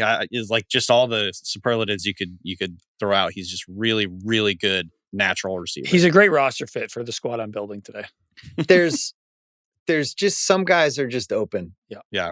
And that's it. Mm-hmm. And that's why, my Travion Henderson thing will probably live on video-wise in infamy before the year, comparing him to Jahmyr Gibbs. But you know what won't live on is me talking about how awesome JSN was to Danny Kelly. At this very how, table. Like, this was, how you picked, he was your guy this year. And how there was a 4-game stretch last year when he was open for 4 straight games, and then the offensive line fell apart. That video won't live on. Because that's how social media works, Danny. It's a cruel beast. They like it when you're wrong. It's only the losers that live on. What do you have, Danny Kelly? Let's see here. Okay. We should start a Twitter account called Great Takes Exposed. Oh, yeah. Wow, that's good. How about the good takes? Just some positivity. Yeah. I was right. Rodgers is decent. Rodgers is decent. Pretty good. What a take. You did plant your flag on, I think we're fine island with Aaron Rodgers. Yeah. It was good. So I don't know if this is too obvious to even count, but the QB offseason hot seat guy, Tua. I really regret not grabbing that when I just went. I forgot I was going snake. I don't know. Can we talk this out? I couldn't stomach the idea of seeing Tua on a roster of mine in any fashion. Yeah, I guess we're not building fantasy teams here. We're trying to be right. No, that's the right pick because I wrote "duh" next to that. I actually also have, look, I have Tua too obvious. Too obvious. Too obvious. Well, he's what, $50 million on the books for 26. That's the only problem is they're going to have to eat a ridiculous amount of money to get rid of him. But then eventually they will. I mean, the truth is he will have that one season as the patsy, and then Tua's a backup quarterback. That is what he will be. That video of the Browns guy saying, "Throw it to me, Tua, throw it to me, Tua," the Browns safety. It's before the snap. He's like, "Throw it to me, Tua, throw it to me, Tua," and then Tua throws it to him. Oh no! And he's running, and he's going, "Tua!" And then he like gets up and running with the ball, and I thought he was going to freak out, and he just repeats it like he did before the play. Throw it to me, Tua, throw it to me, Tua. Like, I couldn't believe it. Unbelievable. How could you come back from a quarterback with that after that happens? That's like, you have to leave the team at that point. I almost wish Tua had gone to the press conference after and be like, it starts with the leadership. Guys are late to players' only meetings. Yeah. I just keep saying it every week. So I think they have if they cut him post June 1, they have a $67 million dead hit. So they're just going to have to eat that. What's funny is throw it to me blank is something that I say when I'm watching the games, when it's a bad QB and you have the other team and from a betting standpoint. And I think I was saying it at the same time as this guy. It might not have been the same scenario, but when Tua was in his own end zone, basically, and he threw that pick to Cleveland in the 10, when he went back to pass, it was like, "Throw it to me, Tua, throw it." I think he's the throw it to me all-stars. It's an incantation. It's like what Van did this week or whatever the hell he was doing with trying to jinx LSU or whatever. I think that was the same vibe. Well, the Manning, Arch Manning is another throw it to me guy. Man, throw it to me, Arch. Come on. All right. I am 2 to you, Bill. To you. I have to grab a hot seat guy, and there's only 2 left for the QBs that I really focused on. I wish I could take them both. You can't? Oh, I guess you can. I'm going to take Trevor Lawrence here. It's just great value. Yeah.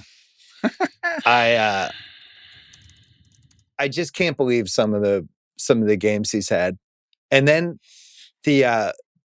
I used to have a joke about the Portland Trailblazers soccer moms when I was writing way back when about how protective they were of their own players. And I think the Jaguars fan base is like this with Trevor Lawrence. It's everyone else's fault. It's Brian Thomas Jr. because he won't catch balls over the middle and they're calling the wrong plays and the offensive line isn't good enough. And meanwhile, this dude just sails balls over people's heads and makes terrible decisions and runs around aimlessly. Runs past the line of scrimmage and then chucks a ball. And if they had lost that Chiefs game, which they should have, like this season would already be a wrap for them. But unfortunately, it's not. Anyway. Remember the Lombardi rule, just like every NFL quarterback has to throw through the door and then the good ones can hit the doorknob and the elite ones can hit the keyhole. Yeah. Trevor Lawrence, every quarter, misses the door and breaks a window. Yes. It's kind of that simple. He just is not accurate. And his receivers can't catch. So it's just like a double whammy. Yes. He's inaccurate and his receivers can't catch. When he is accurate, I would have paid, I don't know how much, for video of the rest of the Jaguars team watching that commercial with him and Travis Hunter for Adidas, the Footloose parody. Yeah. What was that? How did nobody stop that? What is that commercial? And then it runs all the time and you're like, how did nobody in either of these guys' life just throw their bodies in front of this? Like, have you even seen Footloose? I think a long time ago, but yeah. Like, that is a deep cut. That's a movie that came out in 1984. And it's like, let's parody Footloose. There needs to be some rule. Like, you need to be an all-pro before you can be in a commercial. They're shoving too many guys in commercials. Travis Hunter being in a commercial. He's in multiple commercials. We'll take a break. We'll finish the draft. Remember Baker was in the commercials. Yeah, progressive a lot. All right, come back with the draft. I am going to tackle the team that will get the number one pick overall in 2026 category. And with apologies to the Dolphins, Titans, and Saints, I am going to take the 0-7 New York Jets. Fair. Because I don't know what the move is. Like, they could play Tyrod Taylor. He had 2 interceptions in a half. Wilson's out for a little while. It doesn't seem like the coach is good, which is a problem. Yep. And they're in a division with Buffalo and the Patriots, and they just seem like the most reliable bet to me. And you could nicely stack that with Aaron Glenn, first coach fire. Right. That'd be a nice stack for you and your team. I could definitely do that. DK, you're up. Okay, let's see here. I want to take this guy off the board. And so I'm going to do... Actually, no, I need to own something because I was in favor of Brock Bowers this offseason, and he is the fantasy murderer of the year. It's not all his fault because he got hurt. Yeah, there's a question with murderers whether an injury is their fault. Right. But I think this was different because it's involuntary he was hurt manslaughter if they get hurt. Right. But Trevin Henderson literally stabbed me to death. Well, the problem with Brock Bowers is he was hurt for 4 extra weeks where you had to start him, but he wasn't healthy. And then they're finally like, he's hurt. Yeah. Fine, he's hurt. We'll do points per game. Brock Bowers has fewer points per game than Jake Tonjes. It was brutal having to play him. Like, he was limping around like Sean Penn at the end of one battle after another, just like for 3 weeks. While you're still starting him. So I paid $36 for him in my knockout league. I thought I was like, he's a $40 receiver. I'm getting a discount at a position where there's no good people. You paid $36. He has under 36 points. And believe it or not, Darren Waller matched it in like 36 snaps out of retirement. I don't like these stats. It just makes me feel terrible inside. By the way, he had one good game, and it was that week 1 Pats game, which is going to be in the running for weirdest result of the year if the Raiders are like 3-14 and the Pats are like 13-4. I'll be like, wait, what happened in week 1? I think part of the reason too that I wanted to highlight him, even though obviously like the injury is the big reason here, but the Raiders have been so much worse than I expected their offense to be. Like, they are uncompetitive on offense. What was it? They had 30 plays in this last game. Chiefs had 31 points. Raiders had 30 plays. Under 100 yards. It's funny because you and Mina were complaining about Pete Carroll for the last couple of years there. Correct. Right? And then he took time off. And then he came back and seems just as incompetent. Here's the deal. He got older, weirdly. Weirdly, he's in his mid-70s. We were complaining about him, but then when he got fired or whatever that was that happened, it was like, you have this emotional connection to him, and then you're kind of mad about it because they fired him. Right. But I thought he was going to be I thought he was going to turn this Raiders team around much more quickly than this is happening. I picked them to make the playoffs. Yeah. I was battling Colts versus Raiders versus Jags for that last spot in the AFC, and I couldn't get there with Danny Jones. Carroll might not be done in this draft. He might be popping up again, for all we know. No. Craig's up. I'm going with QB offseason hot seat guy. I think this is the last guy in his tier, and I had him second. I'm taking Kyler Murray. Oh, I had him too. Had him as well. Who? Craig, it's in red. You stole it. The worst place to be in the NFL is giving the big contract to a quarterback that you know can't do it. Mm-hmm. And it's Tua, it's Trevor Lawrence. It's Bradley Beal in the NBA. Yeah. It's like, we got to... Kyler, the Cardinals have the 27th most wins since Kyler was drafted. That's just like, they have 0 playoff wins. And they're way more competitive with Brissett. Yeah. Yeah, anytime there's a backup, the team seems fired up. Yes. What's great about this, so we had the QB hot seat guy, Lawrence, I have Lawrence, Craig took Murray, Danny has Tua, and there's still great value on the board for Heifetz. I'm blown Heifetz away. Played this perfectly. I was going to take someone right now, but then I'm like, I'm waiting. I don't need to. Wow, I got to put it off. Wow, I'm shocked. Okay.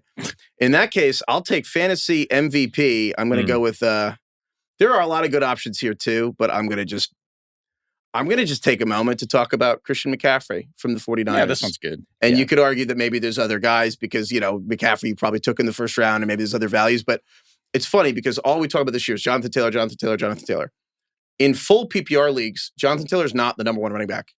Christian McCaffrey is the number 1 running back in full PPR leagues. And I feel like it's not even getting discussed. Like, McCaffrey's on playing with Mac Jones. He is on pace for over 1,000 receiving yards. Yeah. He's 3rd in the league in receptions. He is 11 including receivers. He has 11 fewer receiving yards than Justin Jefferson. Yeah. He's so good that when he's been so good this year, when it's like 3rd and 6, you're like, just run the play where you split McCaffrey out as a slot receiver. Nobody's guarded him all year. The craziest thing about it is, as good as McCaffrey's been this year, and I feel like everybody thinks about the 2023 Niners season when McCaffrey went crazy. He's having a better fantasy year this year than that year. Yes. 23 points per game. He won Offensive Player of the Year in the 2023 season, and I think he had like 590 receiving yards, 580. He might pass that this week. The only reason why I think like somebody like Taylor's better is because McCaffrey was taken like 6th overall. So you are. This is what he's kind of supposed to be doing, as opposed to guys like. Yeah, I guess the fantasy MVP thing is it like just who's been the most awesome or the value like versus JSN and Jonathan Taylor. You could have had him and McCaffrey. Well, not to get too meta here, but by your logic, Jonathan Taylor went in this draft like 3 rounds ago. So true, okay. True, interesting, true. Yeah, because Taylor, you guys did not have him in the top 5. No way. He was like a 3rd rounder. He's like top 20 guy. 2nd rounder, 3rd rounder. All right, I got him in the redraft 2 quarterback league, but like the 4th round. Yeah. Heifetz, you have one more. Oh, yeah, I do. I can't believe I get to just cherry pick later. I just want to point out, nobody has picked an offensive or defensive rookie of the year yet. Yeah, that's that category is wide open. Yeah. It's because I think it's deep and I don't feel confident about who's going to win it. Yeah. It is deep. I agree with that. I will, in that case, I guess I might just dive in there and just, or actually, no. I'm going to, because I tried to bully him and then take it. I know you did. In that case, all right, we need to have a conversation for a second. Breakout star. What does that mean? Of all these categories you sent, I kind of just didn't know what that meant. All right, fair. Really. Because I will, in that case, I'm just going to throw someone out. Just give us your pick. It's Cam Scatterbo for the New York Giants. I think that's fair.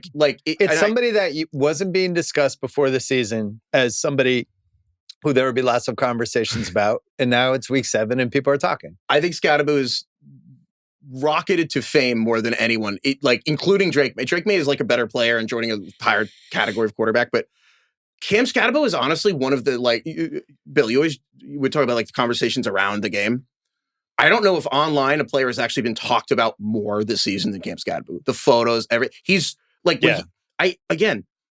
my favorite thing about him, when he was a kid, he'd put on his older brother's shoulder pads and he would run into telephone poles. Yeah. And you hear that story and you're like, yeah, that totally makes sense. He's just, I didn't understand it. White running back. I was texting you guys because I wanted the Pats to take him in the 3rd round. And he just kept falling in the 4th round and nobody could explain it because everybody liked him and thought he was going to translate it. But he's not slow though. When you watch him, like he's got short area. Once again, if the draft were on February 20th, it's like you watch him play at 1,900 yards in college. He's good. He doesn't win with speed. He wins with power. And he has enough acceleration to make the power work. But people don't want to tackle him. And these are NFL players. And they're like, He's a psychopath. Yeah, he's a maniac. He's a pit bull. He's awesome. Crazy. I'm so not surprised by it. Lowering his head like a few yards into the end zone to like take a guy out. Maniac. Crazy. Oh God. Wow, I can't believe I got Scatterboot. That's a really good pick. Craig, you're up. Next coach fired Aaron Glenn. Yeah. Kind of surprised that he was still there. I think it gets tricky after him. It does. It definitely does. I'll let DK figure out his pick here. I'll just say it's funny that the Jets were like, yeah, we hope Aaron Glenn learned something from Dan Campbell. And now it's like, the other coach who started 0-7, Dan Campbell, 0-11. Yeah. Well, I did this on Sunday's pod because I looked this up, and somehow it's harder to look up stuff now that everybody puts AI in the Google, like just it spits out weird stuff. But Cam Cameron's 0-13 I had forgotten about. It was in the mid-2000s on the Dolphins. 0-13 start. The Dolphins quietly have had some of that Nick Saban, man. Let's see here. So there's some good options in this one, but I'm just going to go with it. I'm going to go with the team that will get the number one pick, the Titans. They have pretty comfortably the hardest schedule of the 0-1 win teams right now. They have to face the Colts, Chargers, Texans, Seahawks, Jags, Browns, 49ers, Chiefs, Saints, and then the Jags again. I could maybe find like 2 wins in there, maybe. I looked at them too. It is crazy because everyone thought like the AFC South was probably going to be bad. Right. Now it might have really a 14-win team. Right. The Jags are frisky. Houston's got a killer defense. Yeah, exactly. So I think this is also a team with an interim coach that nobody really believes in. A rookie quarterback. There's no skilled player talent right now. I like when teams are like, listen, low, Jeffrey Simmons, no way we're trading him. It's like, why not? He's in his late 20s. Like, why wouldn't you trade him you get some like a first and a third for him? I would do that in 5 seconds. Dude, this all the time. I mean, Max Crosby. Bill Barlow. Max Crosby's another one. Yeah, like years ago, like Max Crosby. I'm like, you could have got 2 firsts for Max Crosby if they traded him 2 years ago. And the teams don't want to get rid of guys competitively, but like they never want to do it.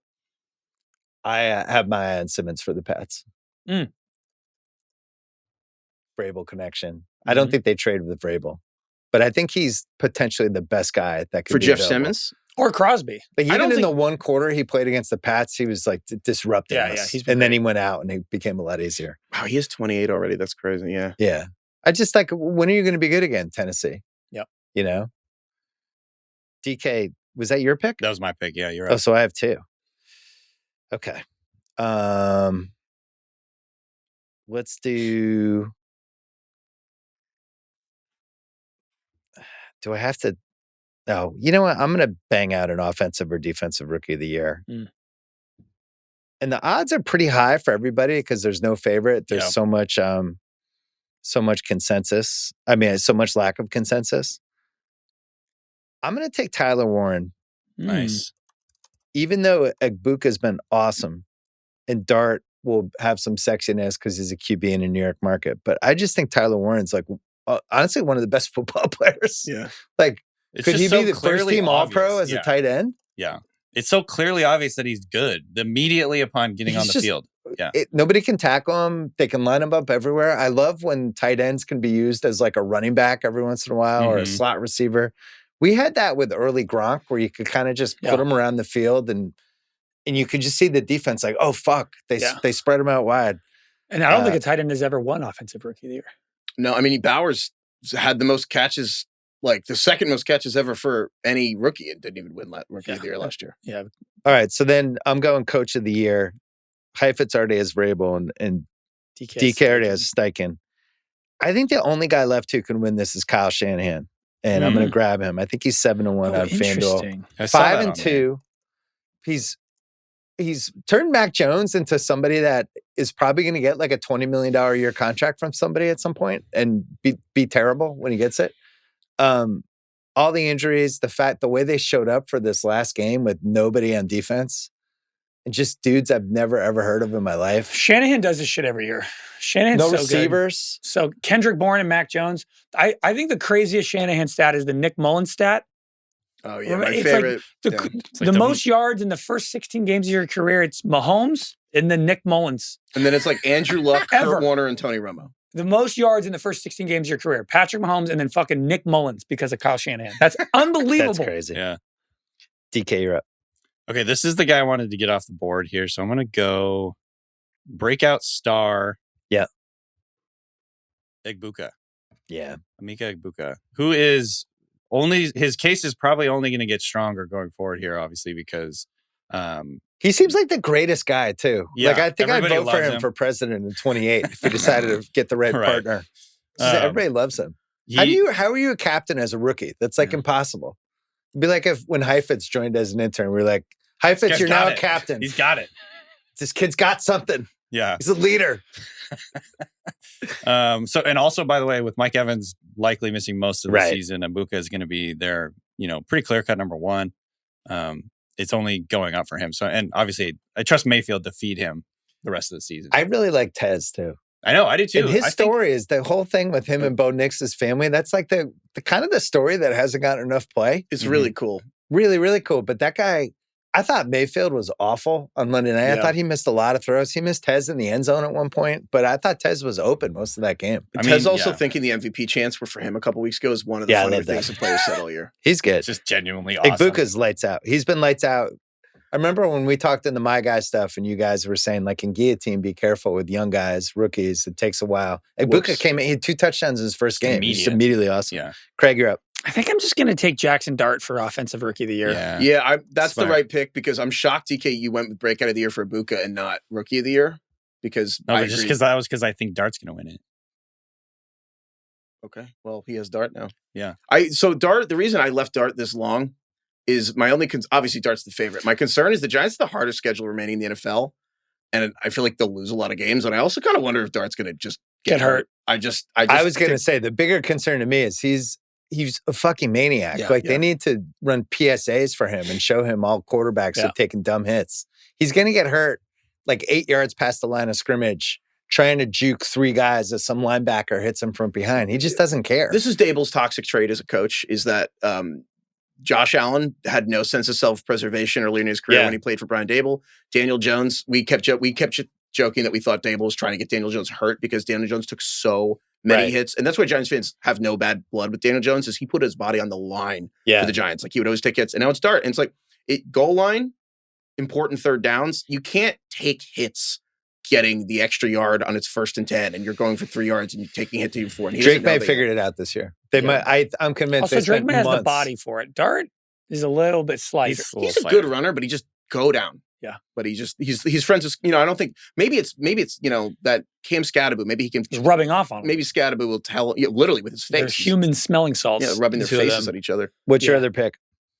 No, it's 2 to Heifetz now. Oh, it's 2 to me? Oh, I thought you took Jackson Dart. I wish. Oh, you took Jackson Dart.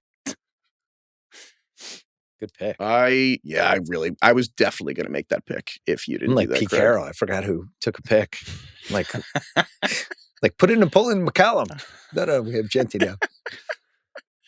Damn. So the Rookie of the Year now that's we're getting. Well, Travion Henderson is still there. He's 150 to 1. Defense, though. I can go defense. That is true. Yeah. The defensive Rookie of the Year list was really grim. Yeah, it is. I'm not going to go defensive Rookie of the Year because I think everyone voting is going to be like, wow, I don't know. I think everyone looks that up. The voters looked it up in like December 20th. Yeah, reading like PFF stats. And stuff. They just sort by grade. So you got Dart, Egbuka, and Warren are gone. Part of me, I guess, the only answer left here is. It's crazy to say this, but I mean, Quinshon Judkins. I honestly have no idea if he'll win the award because of the off-field stuff. But the other rookies, it's the Browns. It's the Browns. They have an easy schedule remaining, but I mean, he's pretty good. He looks good. I don't feel great about this pick. It's probably Henderson's gone. That's too bad. You're right. No, you could still take him in a different category, right? No, that's how it works. Oh, if I took Henderson in one category, can no one take him in another? No, it's just for that category. We can double up. Yeah. Oh, okay.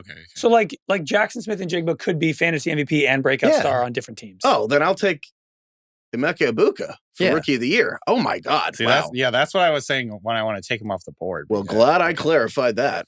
Thanks. Wow, that's definitely I mean, everything DK said. Yeah, Mike Evans is like it's just if Egbuka is banged up. So Dart's guys should be eligible for 2 categories. I think so too. Yeah, perfect. Then I think DK, I kind of screwed you there. Yeah, Heifetz told me that. It's his fault. That was wrong. But yeah, I mean, Egbuka's amazing. So you got a second one now. The second one, I think I got to dive into Fantasy Murderer here. And man, there's some great picks here. There's 2 guys left that I'm perfectly happy with. but I think I have to take Brian Thomas Jr. from the Jaguars.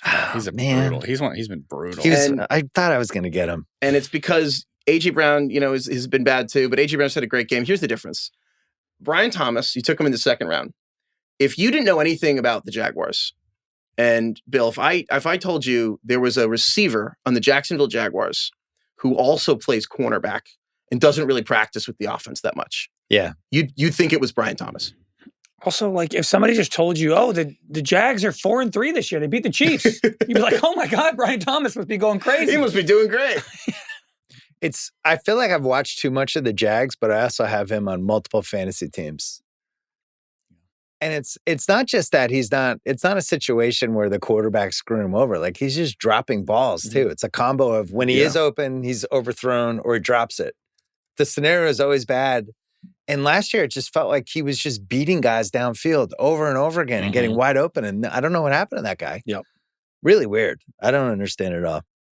You got one more pick. No, because I took a book as offensive rookie of the year. All right, Craig's up. I'm going to go with...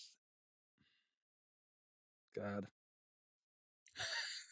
I'm going to go with team that'll get the number 1 pick in the draft, and I'm going to take the Miami Dolphins. There you go. I like it. But they're so hot right now.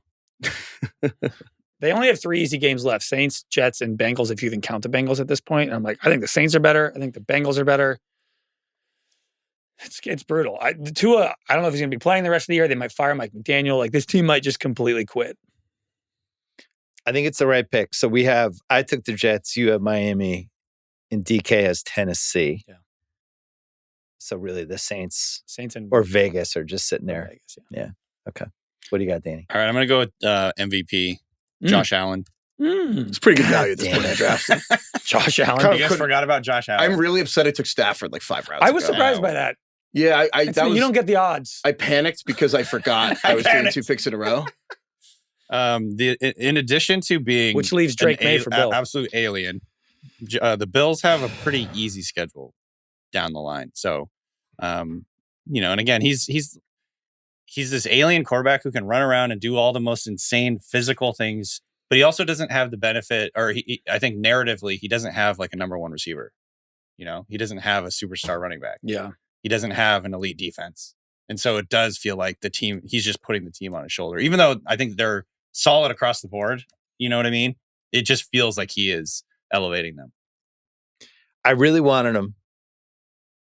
And if you look at his next few games, like they just have some cream puffs left. Both the AFC East really like that. At least they have to play Philadelphia in week 17 and they're at Houston. But yeah, I think Josh Allen's kind of been under the radar this year, all these other stories. And it does feel like we're due. Plus, he's got the Oscars coming up. Maybe his wife gets nominated. Okay. That's a good pick, TK. Yeah, that was a good pick. Thank you. So I only have a couple ones left here. Oh, yeah. So I need to do my fantasy MVP. So Craig took JSN. Heifetz took McCaffrey. Danny took Taylor. Man, this is tough because I was between Mahomes and Dak. Mm-hmm. I think it's Dak. Yeah, you could make the argument he's been one of the most valuable picks because of where you could get him. I think in general, if you could pick a team, you should just say Dallas. I mean, the fact that Pickens, Javonte Williams out of nowhere at Dak, they've all been so. Jake Ferguson's like the number 1 tight end in fantasy. Everybody's cleaning up. Dak, if you extend the grace of what he's done for them overall, is probably the correct answer. I still kind of breaking the rules, but yeah, I still think he's also been awesome.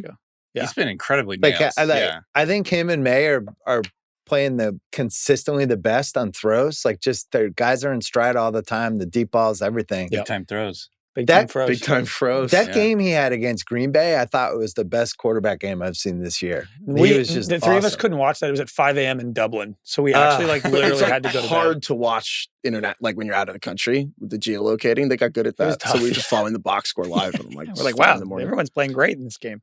So I'm the only one who didn't have most valuable player. Craig took Mahomes. Heifetz took Stafford.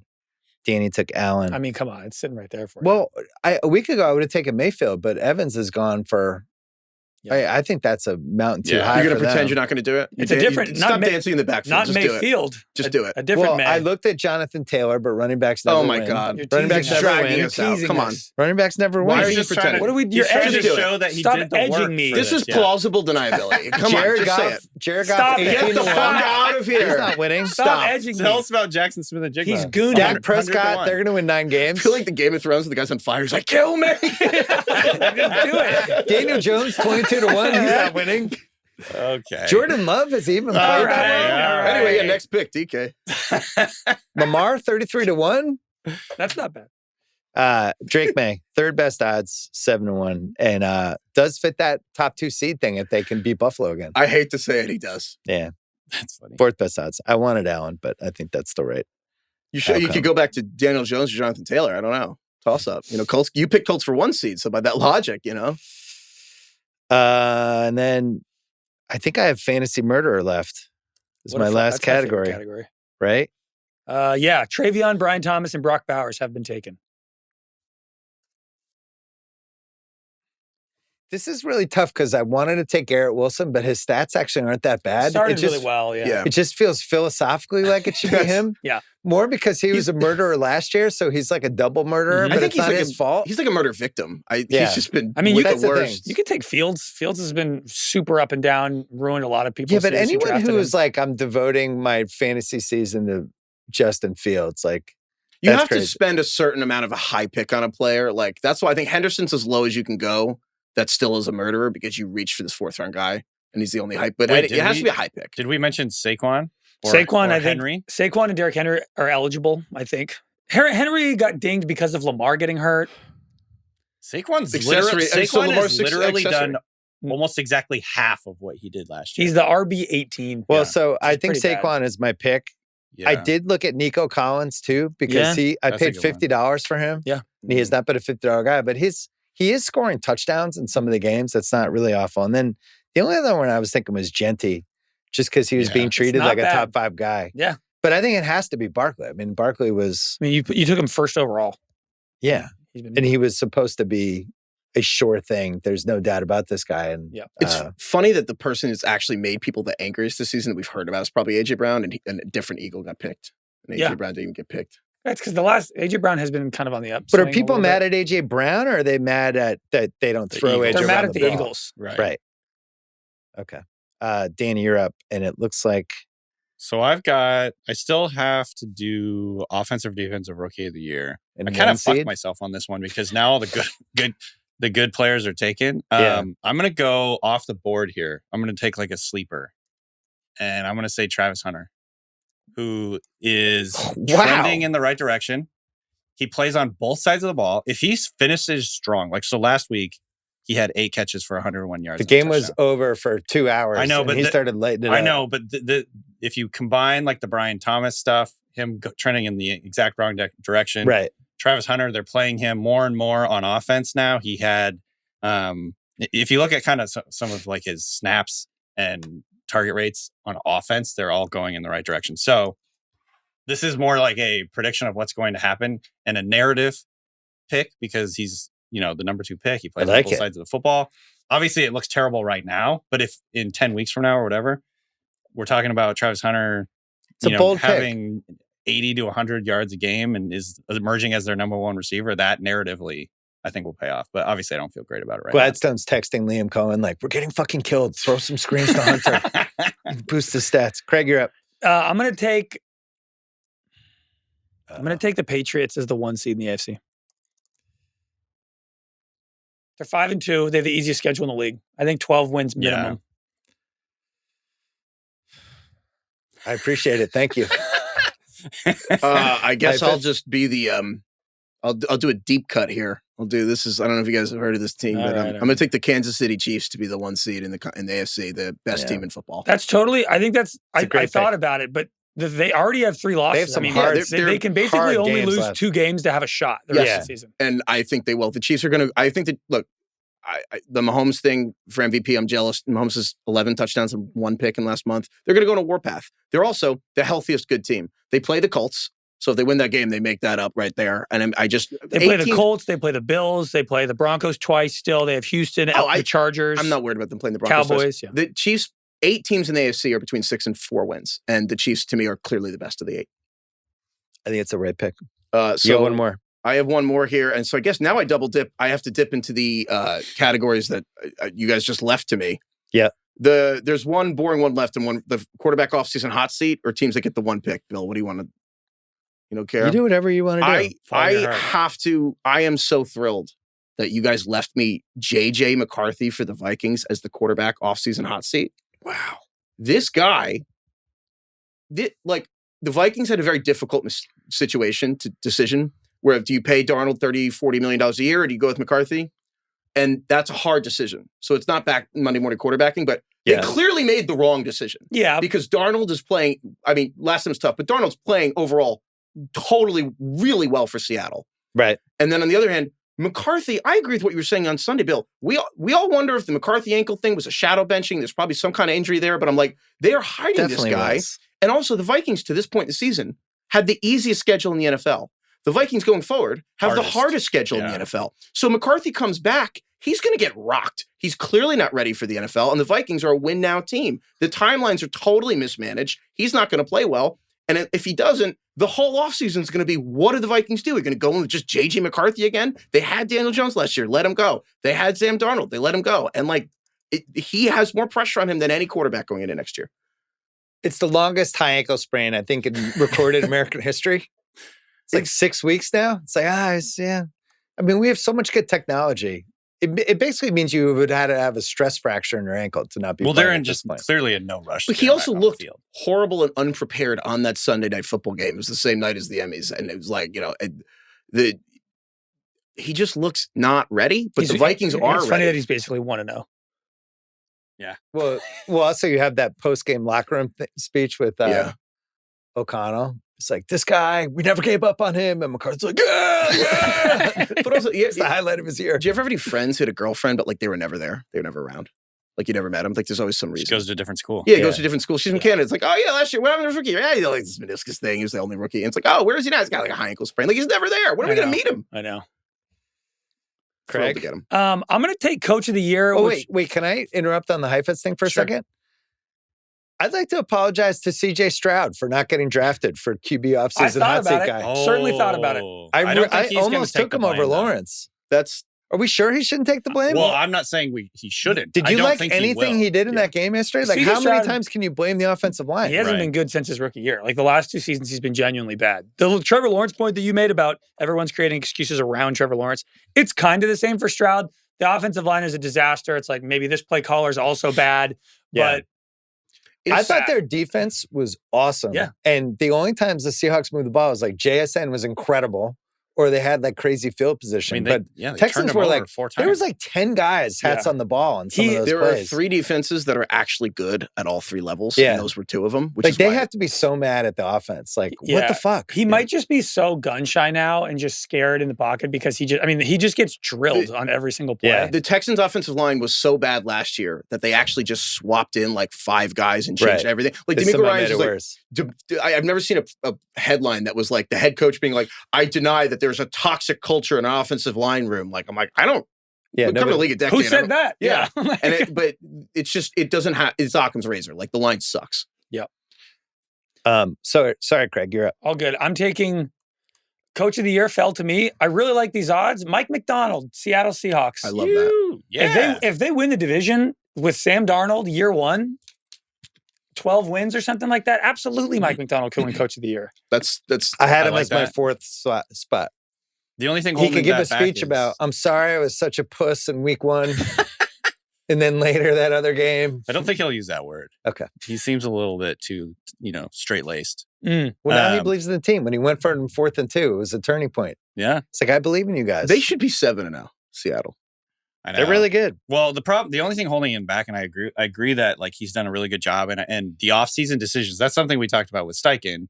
You're making these really momentous offseason decisions. They're trading away DK Metcalf, they're trading away Geno. Yeah. And all those decisions look really smart. Yeah. So that is going to help him. But the only thing holding him back is Seahawks won 10 games last year.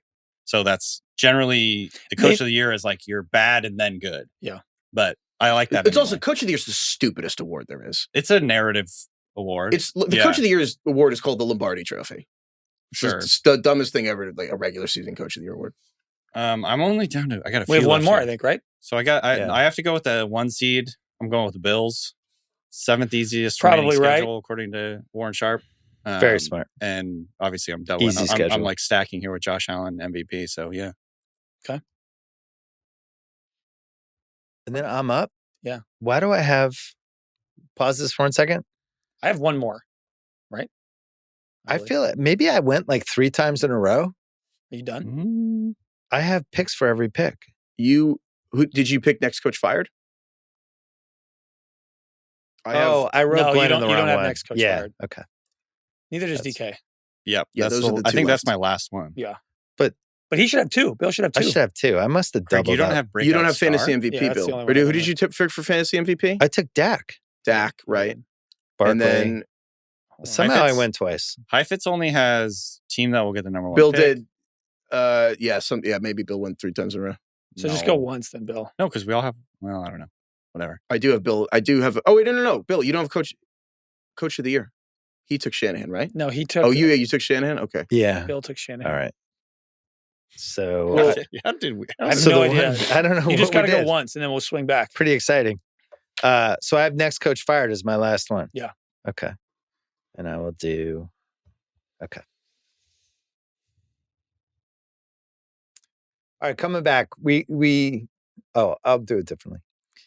All right, I'm up with next coach fired, and somehow this is my last pick. So we think maybe I did 3 picks in a row at some point. I'm making fun of Pete Carroll, and I've somehow tripled up on my spot. I mean, you remember the 1976 Mariners being introduced, but I will say the first in Ringer 107, you changed the lines of the Broncos game, and like I didn't change it. There's cheating allegations. There's no cheating. There's an active investigation into that's fair. We lost the pick anyway. How do you feel about us pattern. 3? How do you feel about us 3 in first place, Ringer 107? Won't last for much longer. What is the meme you said this morning? Where we're with the gambling contest, we're tied for first, and you said we would come in last. The Happy Gilmore when he's like, the pathetic thing is you've been doing this your whole life.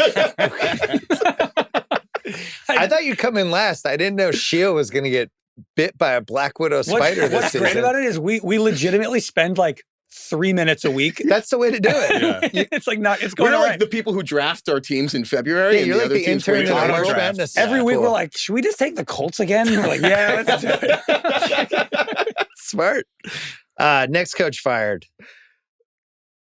I got to do it. John Harbaugh. Yeah. I like it. John Harbaugh. Yeah. Lamar's been hurt. Okay. I think if this goes badly this year, Lamar comes back and is like, oh, they're going to be fine. They're going to make it. And if it goes badly the next 5 weeks. I agree that John Harbaugh has at various times been closer to getting fired than you would think. And, yes. But there actually hasn't been a coach-quarterback pairing that's won a Super Bowl that took longer than 5 years. Having said that, firing John Harbaugh after the most injured season the Ravens have had in 10 years, and they've had 2 bad seasons in 17 years under Harbaugh, he would then probably get his salary doubled to be replaced. Like the Browns or Bengals would just fire their coach. We live in a world where Andy Reid got fired after one 6-10 Eagles season, and people are like, he's done, can't coach anymore. I think it's on the table. They've never made the Super Bowl with him and Lamar. They're having a bad season. If you're ever going to press the eject button, this would be it. And I couldn't come up with a better coach idea. It is hard, actually. After Danny goes, we'll have to go through who didn't get picked. So, and I also have a problem. I probably messed myself up by not picking this earlier. But I think the reason I didn't is because I'm kind of going out of left field too. I'll put Jonathan Gannon for the Cardinals. So he was the other guy I was looking at. And I think it's more of just like a vibes and lack of progress thing that would be the reason. I don't feel strongly that he's like deserves to get fired, but I think I had him on the list. Yeah. I had him on the list. I do feel like that team has played reasonably hard for him. It just seems like they're like a 50-minute team, and they seem to run out of gas. I don't think it's a Jonathan Gannon problem. No, I agree, but No, I think That's the thing. There's not Lack a lot of progress. next coach fired candidates. No. So No. I mean, the only my one I two was I thinking wanted about, That's were why I took Glenn or McDaniel. That's why I took McDaniel with the first Yeah. pick in this whole thing. part of me thought if the Giants were really bad, they could fire Dable. I'm shocked nobody took Dable. I don't The Giants have think- the. I think Dable bought himself time, which is exactly what you do when you take. He's tied in with Dart. Yeah. They got something Yes. going. I'd be surprised they fired him. You'd be more surprised if the Giants fired Brian Dable at the end of the season than the Ravens firing John Harbaugh. No. I think it's like even for me. The thing I think this Ravens season could go really badly where they're just like, we've got to figure out something new here. You know what I mean? If it's ever going to happen, it's a year like this where it's like the year from hell.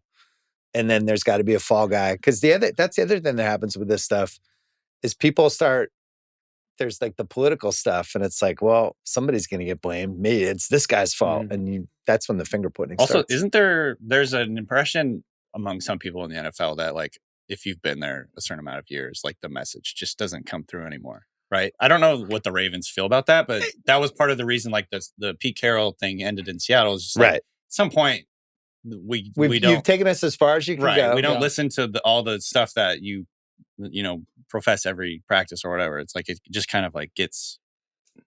You just get numb to it. You guys are right. happens. John Harbaugh should have got a medical degree in the last 6 weeks and just fixed everyone on the I didn't 8 of realize their top. Heifetz was this Heifetz passionate is- about John Well, Harbaugh. just like teams get hurt. It's like my 39th pick in the draft. fair enough. No, Welcome it's to either my him life, or Bill. Jonathan Yeah. Gannon. Fair enough. I couldn't even come up with another idea. I have to deal with this 4 times a week. It's true. The fact that I DK hasn't really- killed me by now. I feel like the Dart Dayball thing really bought Dayball another year. I do too. Yeah, we'll see. But when they're winning, but now they had the worst. They were allowed 33 points in the fourth quarter. Shane Bowen, Yeah, the true. defensive coordinator, is going to That be could be bad. sacrificed in the next month. Who, Craig, you're up? Craig, you're up. My last category is breakout star. Yeah. I'm happy to just fall back on Jackson Dart. Yeah. Smart. I think Did that's- no one put Daniel Jones? Does that not count? I thought about it. Yeah. He Didn't would've know if counted. it qualified. I just think Dart. He's a character now. Well, I also compared to what everybody thought about him coming in. I mean, Sure, that's true. Yeah. Like 1% of people thought he was going to be a starter in the NFL, and not only is he going to be a starter, but he looks great for having played 5 games. It's thrilling. So Heifetz has the last pick, and it's team that will get the number 1 pick. And Dude. Jets, Miami, and Tennessee off the board. My cup runneth over getting to pick between the Raiders and the Saints. This is unbelievable. It's pretty nice. I mean, this is Cup runneth over. It's I mean, they're all incredible. good. I mean, there's like 5 terrible teams. Oh, Everyone it's was going to get a good one. I have many thoughts here. I think the Saints are kind of competent. For that I reason, agree, Craig. I'm Yeah. taking the Raiders because I can't get over the fact that they had allowed more points than had ran plays. And No, that's really brutal. I feel like they theme- threw that game away, though. Like they knew Bowers wasn't playing. They knew they were going to lose to the Chiefs. It felt like a rollover. Yeah, they're going on bye. well, it's really early to roll over. It's not even Halloween. They're not. I don't think the Raiders are going to have the first pick. I think. Well, I mean, Kamala Harris maybe will come in and just take over in the middle of the season for Pete Carroll. Yeah, you're right. What was the other option? The Saints. What? So you didn't support that decision by the Democratic Party? Sometimes the timing, Yeah. She had 100 days. Sal was saying that he named the Ringer 107. All right, she had 107 days. Yeah. People have asked why it's 107 instead of 103 because the correct number is 103 for 5. Is that right? Well, because we're putting props in. The extra games when we get to the playoffs, it's going to be props plus the game. Yeah, I don't know why everyone just doesn't know that immediately. Yeah. I don't know why they didn't ask. I'm right here. They could have asked me. Stupid. I'm standing right Um, here. Here's the case for the Saints. It seems like they might want the number 1 pick because there's already that's been. true. I don't think Rattler's that bad. He was bad in Chicago, outdoors, whatever. The Bears defense is actually like pretty good, but for the most part, he's not bad. Yeah. If they replace him with Shuck, my shit detector's going off. Hmm. That could be one of those. Oh, I see what you guys are up to. I think the Saints, the same Shut- reason they roll the cap over every year, they don't do that. They're Mickey Loomis, who runs the team, who's for reasons we don't have to get into quietly as entrenched as anybody in the league. Yeah. The deal is that they'll be competitive for Gail Benson, who owns the team, and the deal is we're competitive. So your every case year. is they're not confident enough to even plan a No. tanking strategy. No, Okay. the Dolphins I can. don't think that way. So I'm going to recap the draft. I'm not going to say everybody's name before each pick, but I went first. No. Danny went first. Me second. Wait, why did I do it this way? This I'll is how you just got do 3 it this picks. way. Yeah. I'll go me, Craig, Heifetz, Kelly in these orders, right? So I'm first, Craig second, Heifetz third, Danny fourth. Most valuable player, May, Mahomes, Stafford, Allen. Coach of the year, Shanahan, McDonald, Vrabel, Steichen. Offensive, defensive rookie of the year, Warren, Dart, Egbuka, Travis Hunter. Oh, why not? Very exciting pick. Next coach fired, Harbaugh, Glenn, McDaniel, Gannon, breakout star, Drake May, picked twice by me. That was great. Who could have seen how that worked out? Yeah. Dart, Scattaboo, Egbuka. Mm. Who wasn't picked in that category? For which one? Breakout star. Daniel Warren? Jones. Warren wasn't? Warren probably had a case. He's probably upset. What about Dowdle? Rico Dowdle. QB offseason hot Rogers, seat breakout guy. star? Okay. Rogers. Calm down. A re-breakout. QB offseason hot seat. Lawrence, Murray, McCarthy, Tua. Apologies to Stroud. He can't believe he didn't get drafted. Honorable mention, Stroud. 1 seed AFC or NFC. I took Indy. Craig had the Pats. Heifetz had the Chiefs. And Danny had Buffalo. I think those are 4 good picks. Yeah. What's interesting is no NFC teams. Yeah. NFC's We all wide passed open. on Philly. Yeah. Well, because it's like Detroit's there, Green Bay's there. There's a lot. Eagles have the 3rd hardest remaining schedule also. Yeah. And the I think we Lions all have a saw it hard the one. same way. It's like, I also thought Dan Campbell would get a coach of the year pick because of the Lions without I thought about losing that Ben too. Johnson and Aaron Glenn and then that's true. all the injuries and they get the 1 seed well, anyway. I think he has the 4th best odds. I got to say for 1 seed, I did have Seattle as my 5th backup. Ooh. Yeah. Okay. Just because team that will get the number 1 pick. Jets, Miami, Vegas, Tennessee. No surprise there. Fantasy MVP. I had Dak. Craig had JSN. Heifetz had McCaffrey. And Danny had Taylor. And then the most important, the Best Picture Award nominee for this thing. Fantasy Murderer of the Year. Barkley, Henderson, Thomas Jr., and Bowers were the big 4. Bowers is the only one I feel kind of bad about because he did get hurt. But they also didn't tell us he was hurt for 5 weeks. Right. All right, we're going to go after we do one crazy prediction. Heifetz, what's your craziest prediction for the rest of the year? I feel like Joe Flacco is going to play so well for the Bengals that we're going to have a debate whether Joe Burrow should even come back. Stop. This is good. It was crazy. Hold on. These are our hottest takes. Let him cook.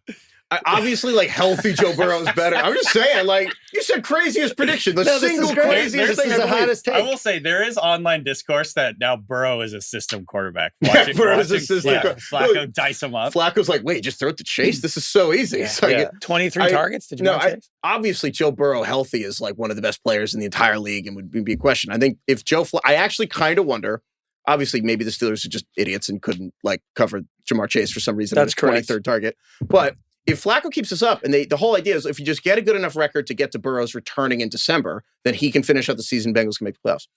If Flacco does that, if they go 8-3 or whatever in the next 11 weeks or whatever, who's going to be better? Joe Flacco having won 7 of his last 9 games, or Joe Burrow really rushing back from an injury with 3 months of rust? And imagine if Burrow comes back and then doesn't play well because he's hurt and rusty, and everyone's going to be like, damn, should Flacco play next week? I kind of think this will happen. It's pretty good. It definitely won't, but it's a crazy good take. prediction. Yeah, it's a good hot take. Craig was jealous of it. Yeah. I know mine's not as hot as that. What do you got, Craig? Mine is more off-season, but I think the Steelers are going to re-sign Aaron Rodgers. I think they're going to extend he's not him. done. No. He said that he's retiring after No, this year. I think they're going to go 11-6. No, they're going to draft a could they- player in the first round, and then he's going to be like, I'm They're back. going to win a playoff game, and he's going to come back because the quarterback class this year is bad. They're going to have a bad pick. Their team is old. Their defense is old. They are in win now mode. It seems like it's working, and the locker room likes Aaron Rodgers. He mixes well with Arthur Smith and Tomlin. I think they're just going to bring him back and extend him. I think it's dumb, but that's going to happen. He's got that second wind, the third wind. It does remind me a lot of the time when the Packers were like, he's kind of cooked. We're going to draft Jordan Love, and then he won 2 straight MVPs. When does the Brady played until he was 45? Yeah. When is that? Yeah, Rodgers is only 41. That's spring chicken compared to Brady. Oh my God, the Steelers could have 5 more years of Rodgers. Think about all the anti-aging stuff he's probably the herbal doing. tea he's drinking. We can't even imagine what he's having. Who's the guy who wants to live forever? What's his name? Oh, Brian Johnson. Brian He has the most Johnson. generic name. You know that guy who lives in Venice? Brian Johnson? He's like, I've read about that guy. Yeah. He's like, he measures his morning erections wood. every night. He takes his son's blood every day. The vampire. The funny thing about him is blood bag guy. I believe he is 45 years old, and if you see him, he looks 45. 45. Right. You're like, I don't know. He says he's the biologically youngest 45-year-old in the world. When you do all that stuff, it's like which you're going to die being electrocuted during golf. He'll get hit by a bus. Sort of hit by lightning. Or 1 in a million odds. Also, you live in LA, the worst air pollution city, and you're just breathing that in every day. DK, what do you have? I'm stealing this from the online discourse, but JJ McCarthy will never start another game for the Vikings.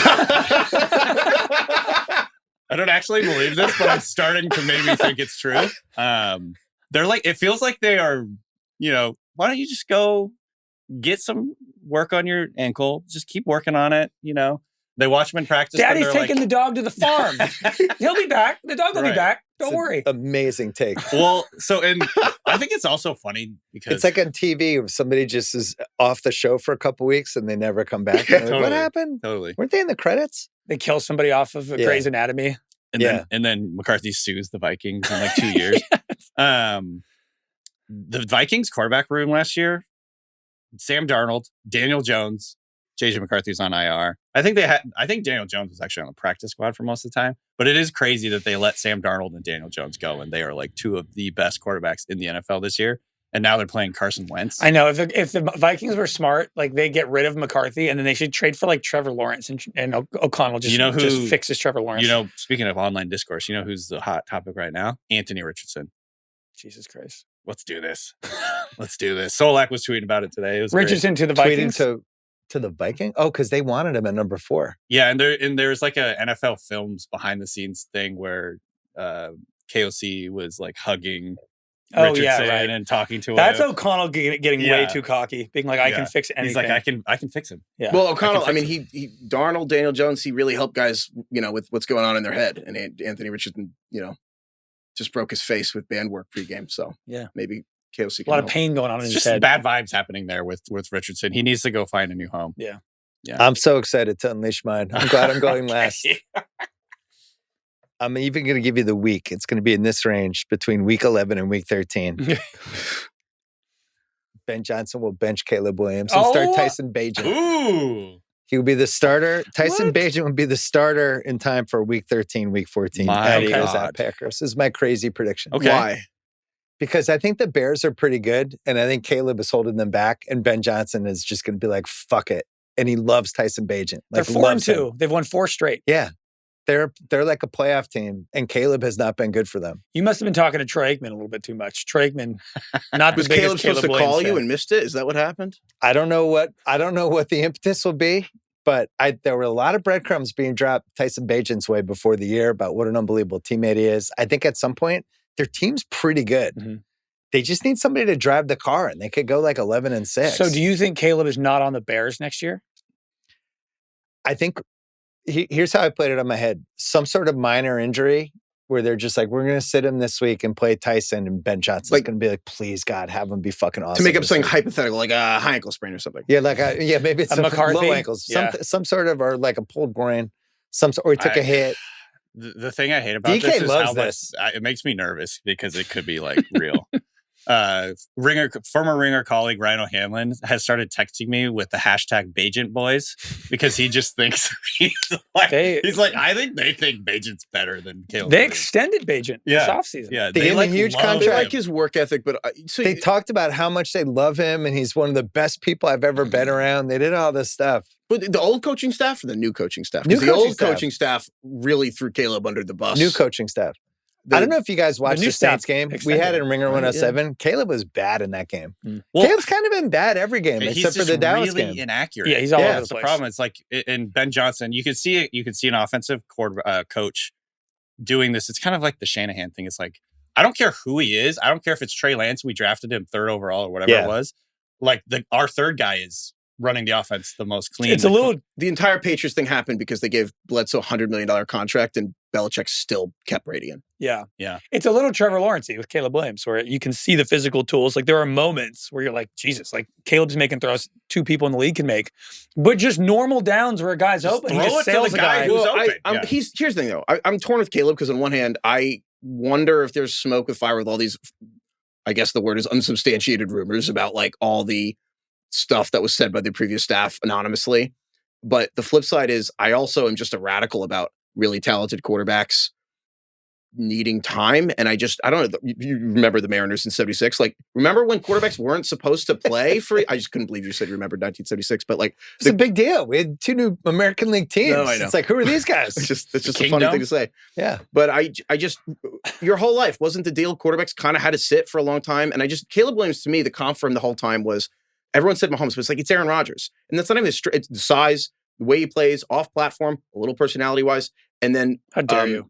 I'm just saying though, but it's not just me. Caleb Williams himself, if you ask him, he's like, I based my game off Aaron Rodgers, everything he does. And so how did Aaron Rodgers do a year and a half into his career? He didn't play. What was Heifetz's crazy prediction? What did you just have 4 minutes ago for your crazy prediction? I had you would take Drake May in 2 different categories. No. I had Joe Flacco go to the Bengals. Oh, right. So Heifetz said Joe Flacco was going to nudge a healthy Joe Burrow out of the last 2 weeks of the season. And now he's giving a passionate discourse for why my crazy prediction was too crazy. I actually forgot it was the craziest prediction because I actually kind of, the last 3, I was like, damn, that's actually going to happen. I feel like they got more realistic as they went down. It's interesting. It was so non-crazy, you forgot it was the crazy prediction category. Because it is crazy. Them benching Caleb Williams would be crazy. But I also wouldn't be like, oh my God, they benched Caleb Williams. Yeah. Mine's nuts. Yours is believable. Like, that could happen. Yours is believable if Burrow's hurt, though. If it's like Burrow can kind of limp around, but we're going to throw him back in, and Burrow and Flacco's playing well, they're not going to change it. They said December for Burrow, but they meant January. They're like being optimistic. But no, are you right about the Caleb thing? Yeah, if Caleb blows some game to like the Bengals against Flacco, throws 4 picks, and it's a disaster, and it like moves the Bears to under 500, maybe Ben Johnson gets a little fed up. See, I think he does it if he thinks they have a chance to actually be good. Because Swift has never run like this.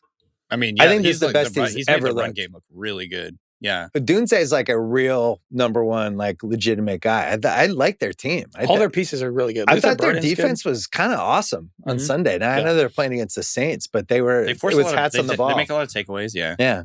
I don't know. Like their team. And then the emotional Dennis Allen game ball after. Well, the speech and everything was good. I think Dennis Allen knowing Rattler's, the whole roster strength and weaknesses, but also that was a weird game because Rattler got displaced by Caleb at Oklahoma. And so the whole ego death that Rattler's gone through started with Caleb just came in and just immediately was electric. And Rattler had to leave like tail between his legs to go to South Carolina. But I think that's relatedly the combo of, I think Rattler was pushing the ball a little bit because I do think subconsciously he was trying to prove something. And also Dennis Allen was just weirdly equipped to take advantage of all the holes in that team. All right, we're wrapping that up. So what do we call that draft? I don't know if we'll do it again. I don't know. the midway draft? I don't know. Mid-season draft? My guy was such a easier title. That was like a mid-season check-in draft. Yeah. Danny, Craig, great to see you guys. You can listen to them on the Fantasy Football Show, the Ringer Fantasy Football Show on all of our platforms. Good to see you all. Thanks for having us. Thanks. That's it for the podcast. Thanks to Danny and Craig. Thanks to Eduardo and Gahao as well. I will be back on this podcast on Thursday with some basketball and some football. Looking forward to seeing that. Must be 21 plus and present in select states for Kansas in affiliation with Kansas Star Casino, or 18 plus and present in D.C., Kentucky, or Wyoming. Gambling problem? Call 1-800-GAMBLER or visit rg-help.com. Call 888-789-7777 or visit ccpg.org/chat in Connecticut or mdgamblinghelp.org in Maryland. Hope is here. Visit gamblinghelplinema.org or call 800-327-5050 for 24/7 support in Massachusetts, or call 877-8-HOPE-NY or text HOPE-NY in New York.